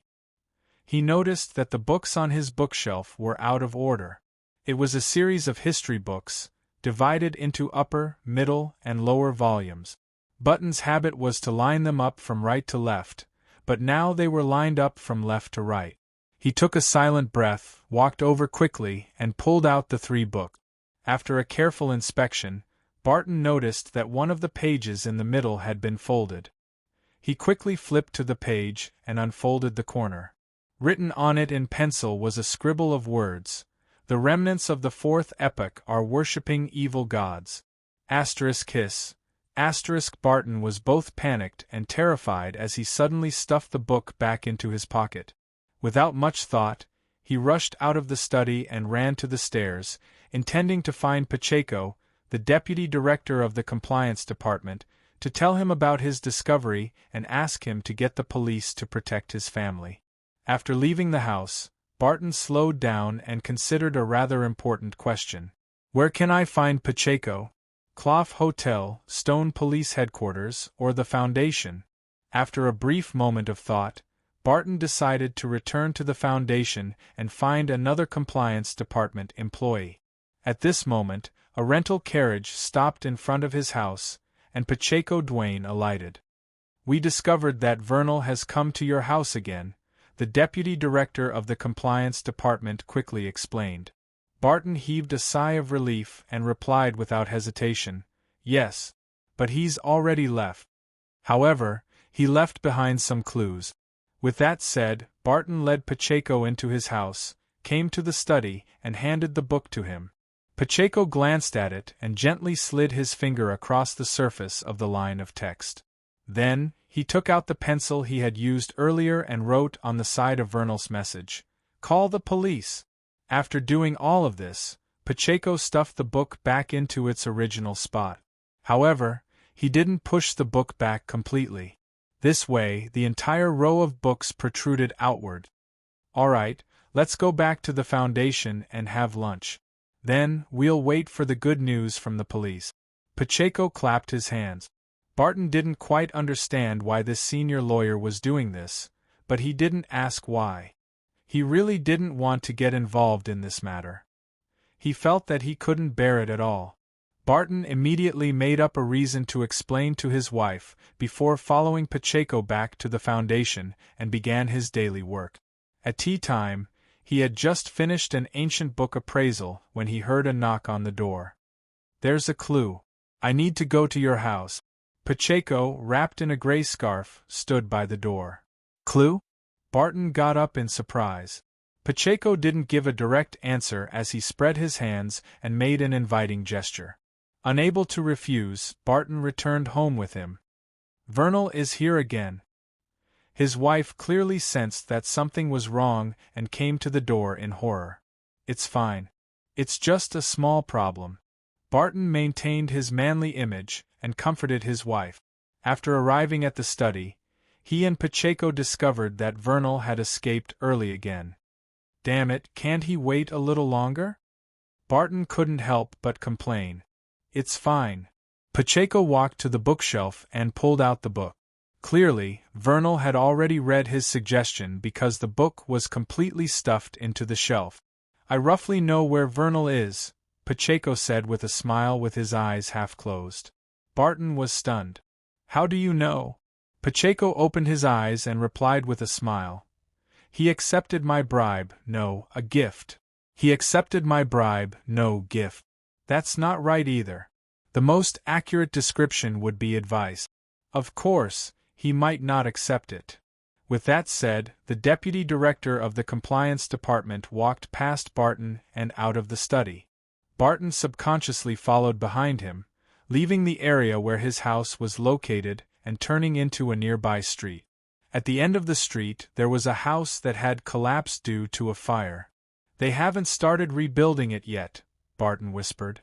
Pacheco put on his white gloves again, and his expression turned slightly more serious. He passed through the relatively intact main entrance and entered the half-collapsed hall. Pieces of charred wood fell to the ground, blocking the lower body of a figure. The figure wore a brown jacket, had a red nose, and looked very sturdy. It was the archaeologist, Vernal. Barton secretly heaved a sigh of relief. "Why didn't you call the police?" "They monitor the police station," Vernal replied without any change in expression. Barton blurted out, "Why not leave Stone and call the police in another city?"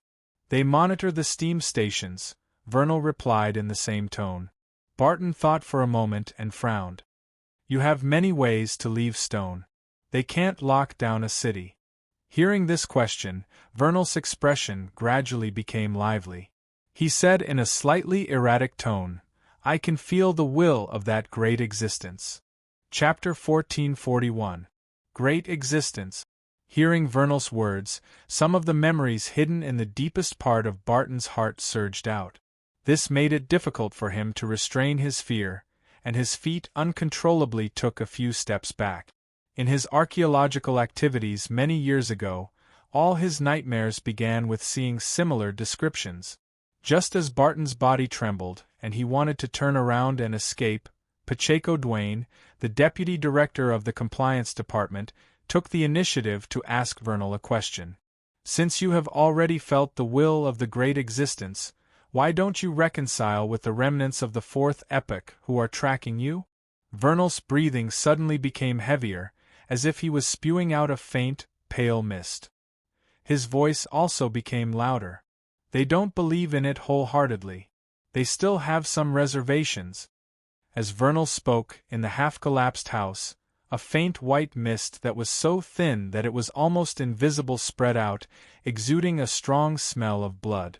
Barton seemed to understand something, but he wasn't in the mood to think about it. He just wanted to leave this place and escape the danger that was about to surge out. Pacheco was quite calm. He looked at Vernal and asked in a friendly manner, "You've been visiting Mr. Barton and writing to the Foundation.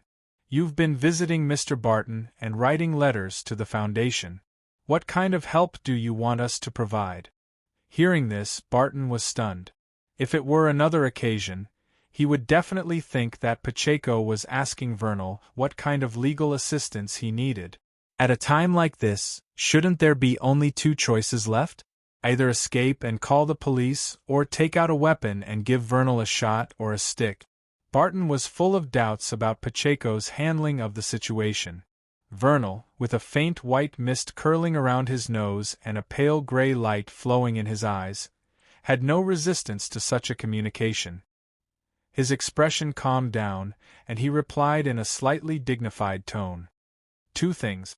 One is to take this item to the suburbs and return in the evening." As he spoke, Vernal threw out a glass bottle with a thin neck. The glass bottle seemed to be very sturdy. Even if it fell to the ground and hit a stone, it didn't show any damage. And its interior was filled with a faint white, thin, and almost illusory mist. At this moment, Barton keenly noticed that Pacheco, the deputy director of the compliance department, stiffened a little, as if he felt something unusual. Vernal did not observe the reactions of the two of them and continued to speak. "The second is to help me find items like this when I'm collecting antiques." As he spoke, he took out a piece of paper from his bosom and unfolded it. A strangely shaped lamp was depicted on the paper. It looked like a miniature kettle with a wick extending out of its mouth. "No problem," Pacheco replied in a slightly deeper voice after 2 seconds of silence. "That's good. Haha, don't you think our meeting was a coincidence?"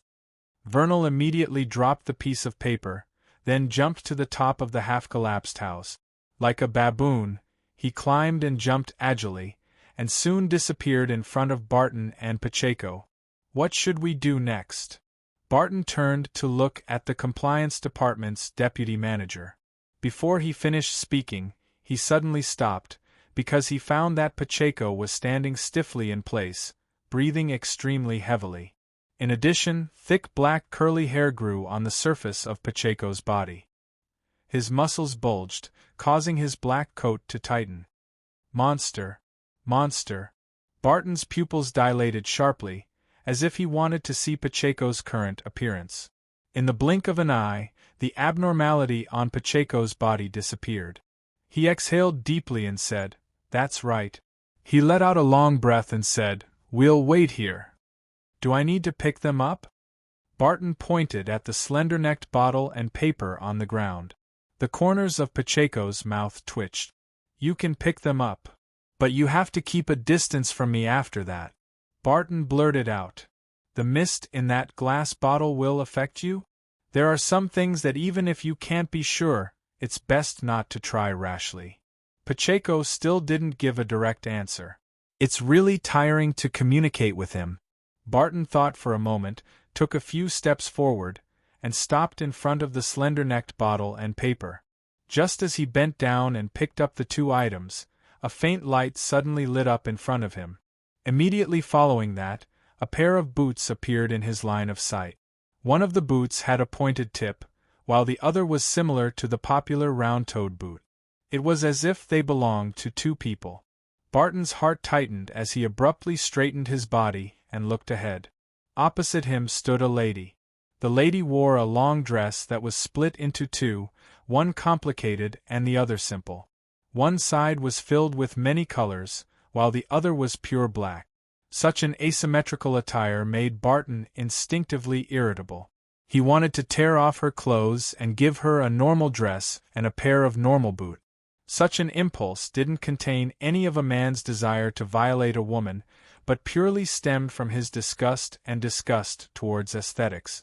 After forcefully enduring the discomfort, Barton cast his gaze at the lady's head. She had a rather beautiful face with a high nose bridge, plump lips, and a rare dark gray color in her eyes.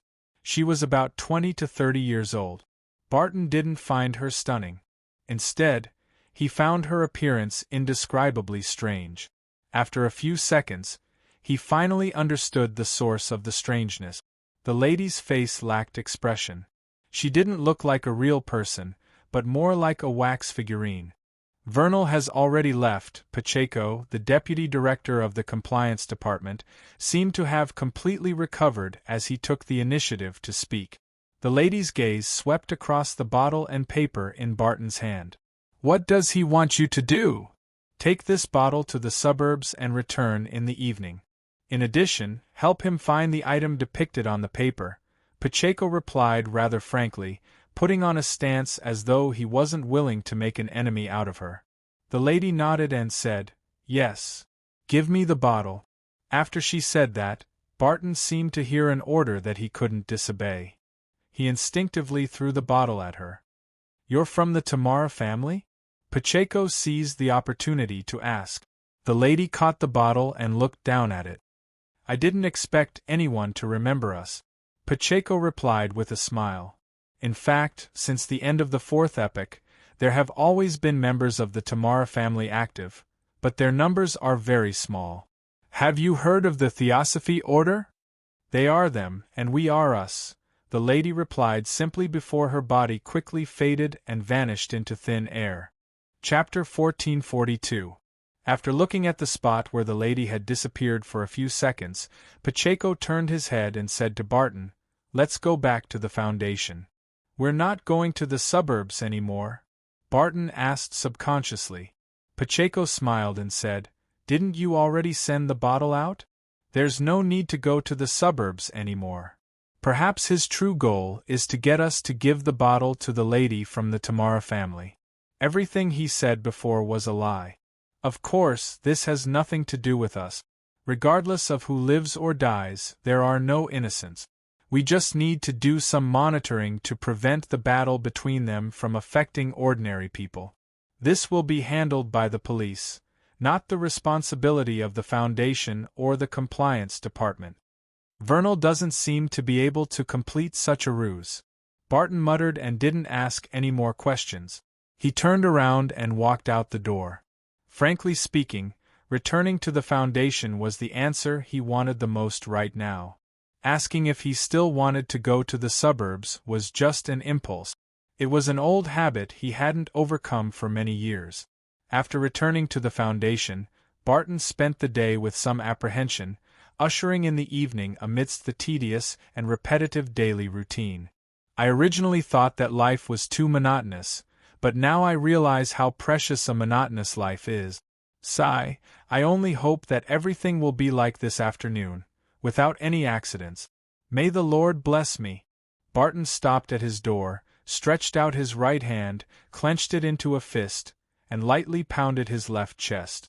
After finishing his prayer, he opened the door and entered. He took off his hat and coat and handed them to his wife, who was welcoming him. "What is the matter with Vernal?" inquired his wife cautiously. Barton replied with a calm and indifferent expression, "That's right. He offended some people and is being tracked. The police have taken over the matter. After this, if Vernal visits again, don't let him in. Remember to send someone to inform the police afterward." Barton's wife heaved a sigh of relief when she heard that the police had intervened. "Okay." After dinner and playing with the children for a while, Barton found an excuse to enter the study and sit near the window. He needed a space alone to completely calm his emotions and walk out of the panic brought about by Vernal's incident. For this, Barton took out a cigarette from the drawer and put it in his mouth. He wasn't addicted to smoking, but sometimes he needed to socialize, so he prepared a pack of cigarettes at home and on his person. Struck a match, lit the cigarette. Patton took a deep drag. He immediately leaned back in his chair and watched the smoke slowly spurt out from his mouth and nose.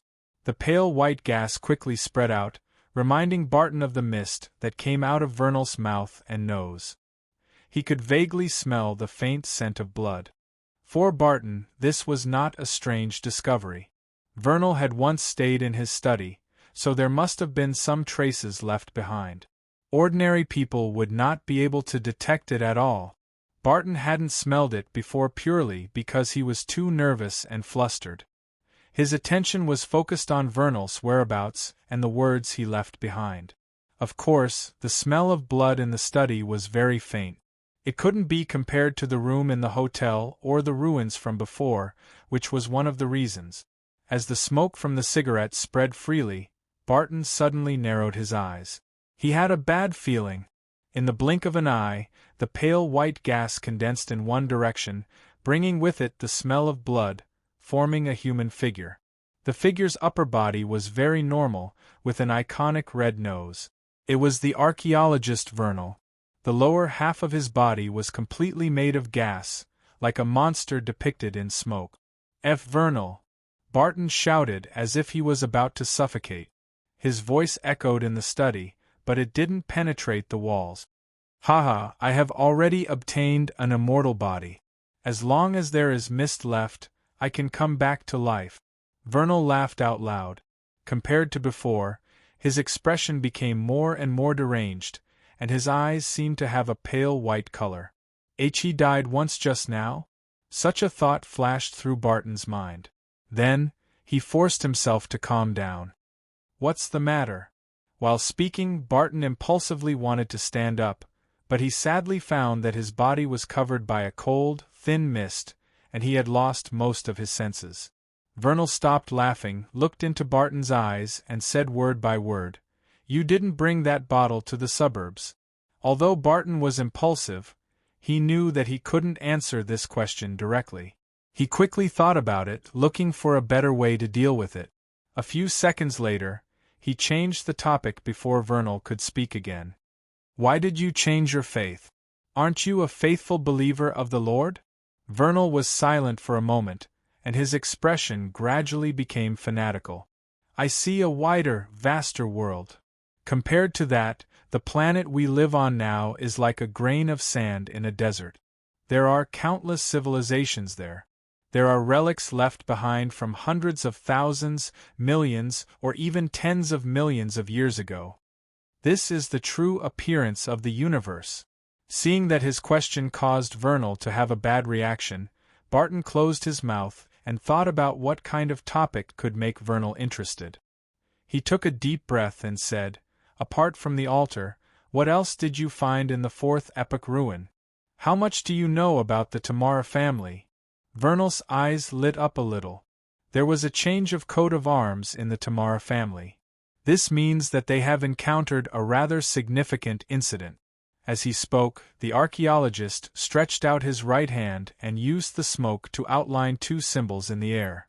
The first symbol was composed of a layer of thorns, a shield wall, and a longsword inserted vertically above them. The main body of the second symbol was a double door with the vertical longsword acting as the gap. As a professional who could barely be called a non-famous historian, Barton instantly thought of the words of the Tamara family member. "They are them, and we are us." There was a split in the Tamara family? Barton blurted out. "That's what I think."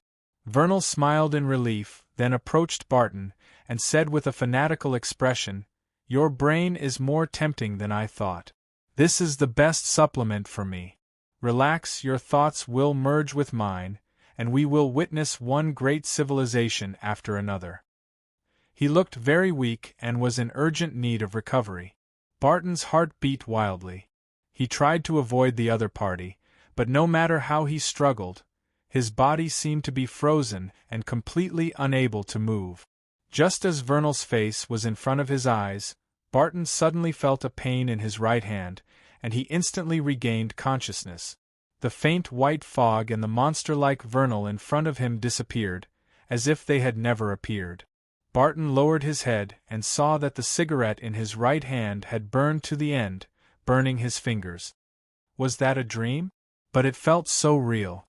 Barton threw away the cigarette in his hand, stood up based on his spiritual instincts, and walked to the window. He looked at the street outside and saw many pedestrians passing by in the deepening night under the lit gas lamps, wanting to rush home as soon as possible. Among them, an ordinary golden retriever was taking a normal stroll. Chapter 1443. The scene in front of him was so ordinary that Barton didn't find anything wrong with it. Although he vaguely felt that it was a little familiar, he didn't think it was strange. How could he not feel any familiarity with a scene he saw every day? He shifted his gaze and looked up into the sky. He saw the crimson moon quietly hanging in the sky, scattering its light. It made one's mood involuntarily calm down. At this moment, Barton seemed to have been relieved of an invisible burden. His body and mind were abnormally relaxed, and he no longer felt the panic, anxiety, and irritation from before. His spiritual intuition told him that the matter with Vernal was over and would no longer affect his life. Lord of Storms, thank the Lord for his blessings. Barton clenched his right fist and punched the left side of his chest as he muttered to himself. Without the worry and tension, he felt fatigue surge out from the depths of his soul like a flood, drowning his brain, his limbs, and every cell in his body. Barton couldn't help but cover his mouth with the back of his hand and yawn. However, there was a satisfied smile on his face. He didn't stay in the study any longer. He turned around and left. He went all the way back to his bedroom, enjoyed a bath, and drank a small glass of red wine. That night, Barton didn't dream and slept abnormally soundly. When he woke up in the morning, he felt relaxed and happy, as if he had obtained a new life. Looking at his wife, who was still sleeping soundly beside him, Barton carefully got out of bed, changed his clothes, and walked around the neighborhood. He had never realized that the neighborhood he lived in was so beautiful. The air was fresh, the environment was peaceful, and the scenery was pleasant. Even the pedestrians were well-mannered. This made Barton feel even better. He once again deeply realized that the matter with Vernal was over, and he had returned to an ordinary and peaceful life. He maintained this mood as he returned home and enjoyed breakfast with his wife and children. During this process, he even told his wife a joke from the newspaper and satisfied a small request from his children. Seeing the smiles on his wife and children's faces, Barton felt sincerely satisfied. Then, he put on his coat and hat, carried his cane, and took a trackless public carriage all the way to the Rouen Antiquities Search and Preservation Foundation, which was located at the edge of the city. After entering his office, Barton found his usual rhythm. Instead of working, he prepared black tea with some strange herbs for his family. Sipping his black tea, he leisurely finished reading the newspapers that his family had not subscribed to. Only then did he pick up the letters and documents he had received and read them one by one.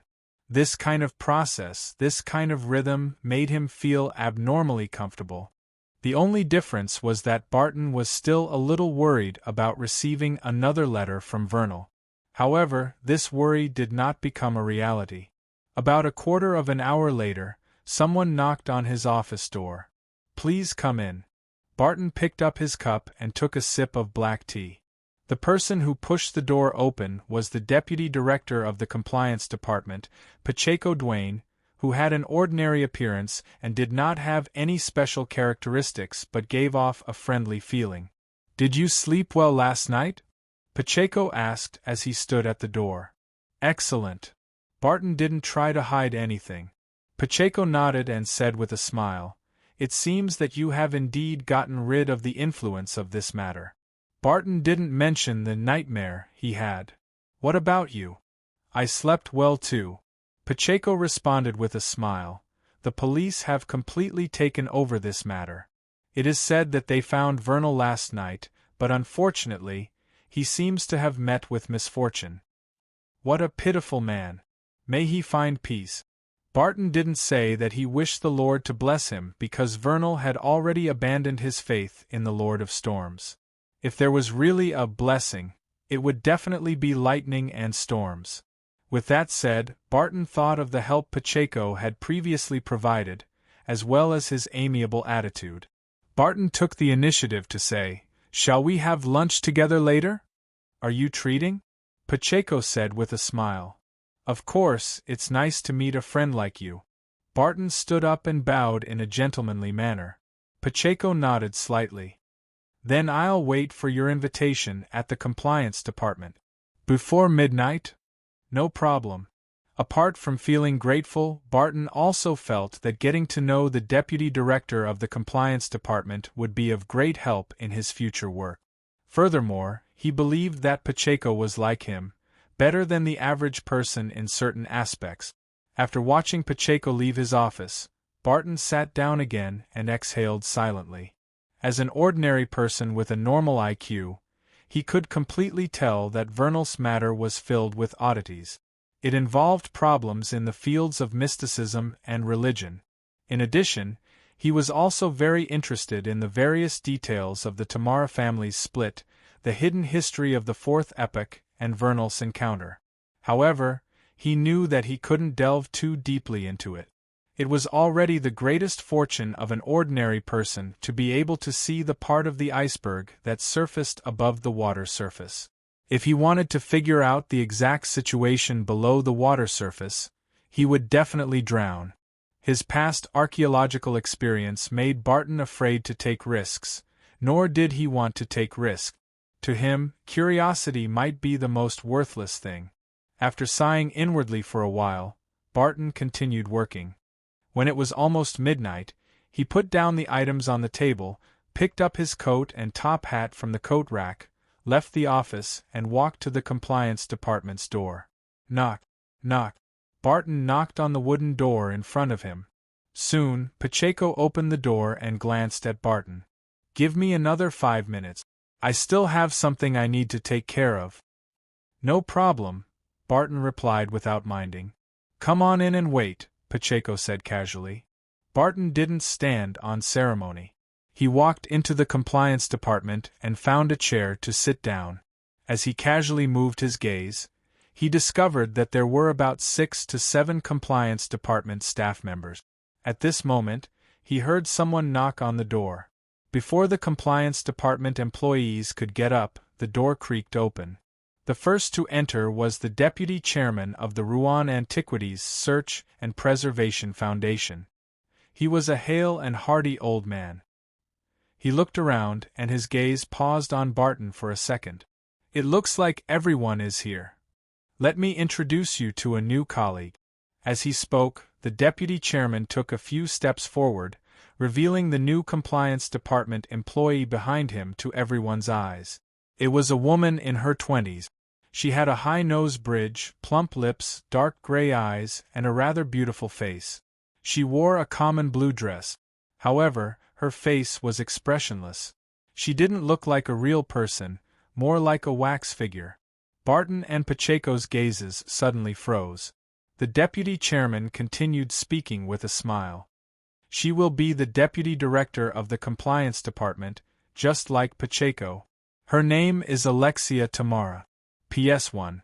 An ordinary person's daily life naturally wouldn't be able to delve too deeply into it. This is a representation of the surface of the iceberg and doesn't involve what's beneath it. Yes, it can also be considered an attempt at a narrative. PS2. If the final epilogue is purely for the fear effect and doesn't take into account the character's worldview, it should be written like this." As he spoke, the deputy chairman took a few steps forward, revealing the new compliance department employee behind him to everyone's eyes. It was a woman in her 20s. She had a high nose bridge, plump lips, dark gray eyes, and a rather beautiful face. She wore a common blue dress. Barton and Pacheco's gazes suddenly froze. At this moment, the lady's lips curled up as she smiled brightly and said, "Hello, everyone. Hello, everyone, I'm Alexia Tamara." Chapter 1444. It wasn't Amon either. It was because Chidien International wanted to update the foreign chapters, but my foreign chapters were placed in the author's acceptance speech. Both systems only synchronized the main chapters, so they could only find me to add 8 main chapters so that they could translate the foreign chapters. There would definitely be people who would subscribe to the new VIP chapters, so I put them in the public chapters. Then, I got the editor to block it so that it wouldn't affect new readers. That was the cause and effect of the supernatural incident. The Lord of the Mysteries wasn't a zombie, it wasn't Amon. Please wait a moment. After the content is updated, please refresh the page to get the latest update.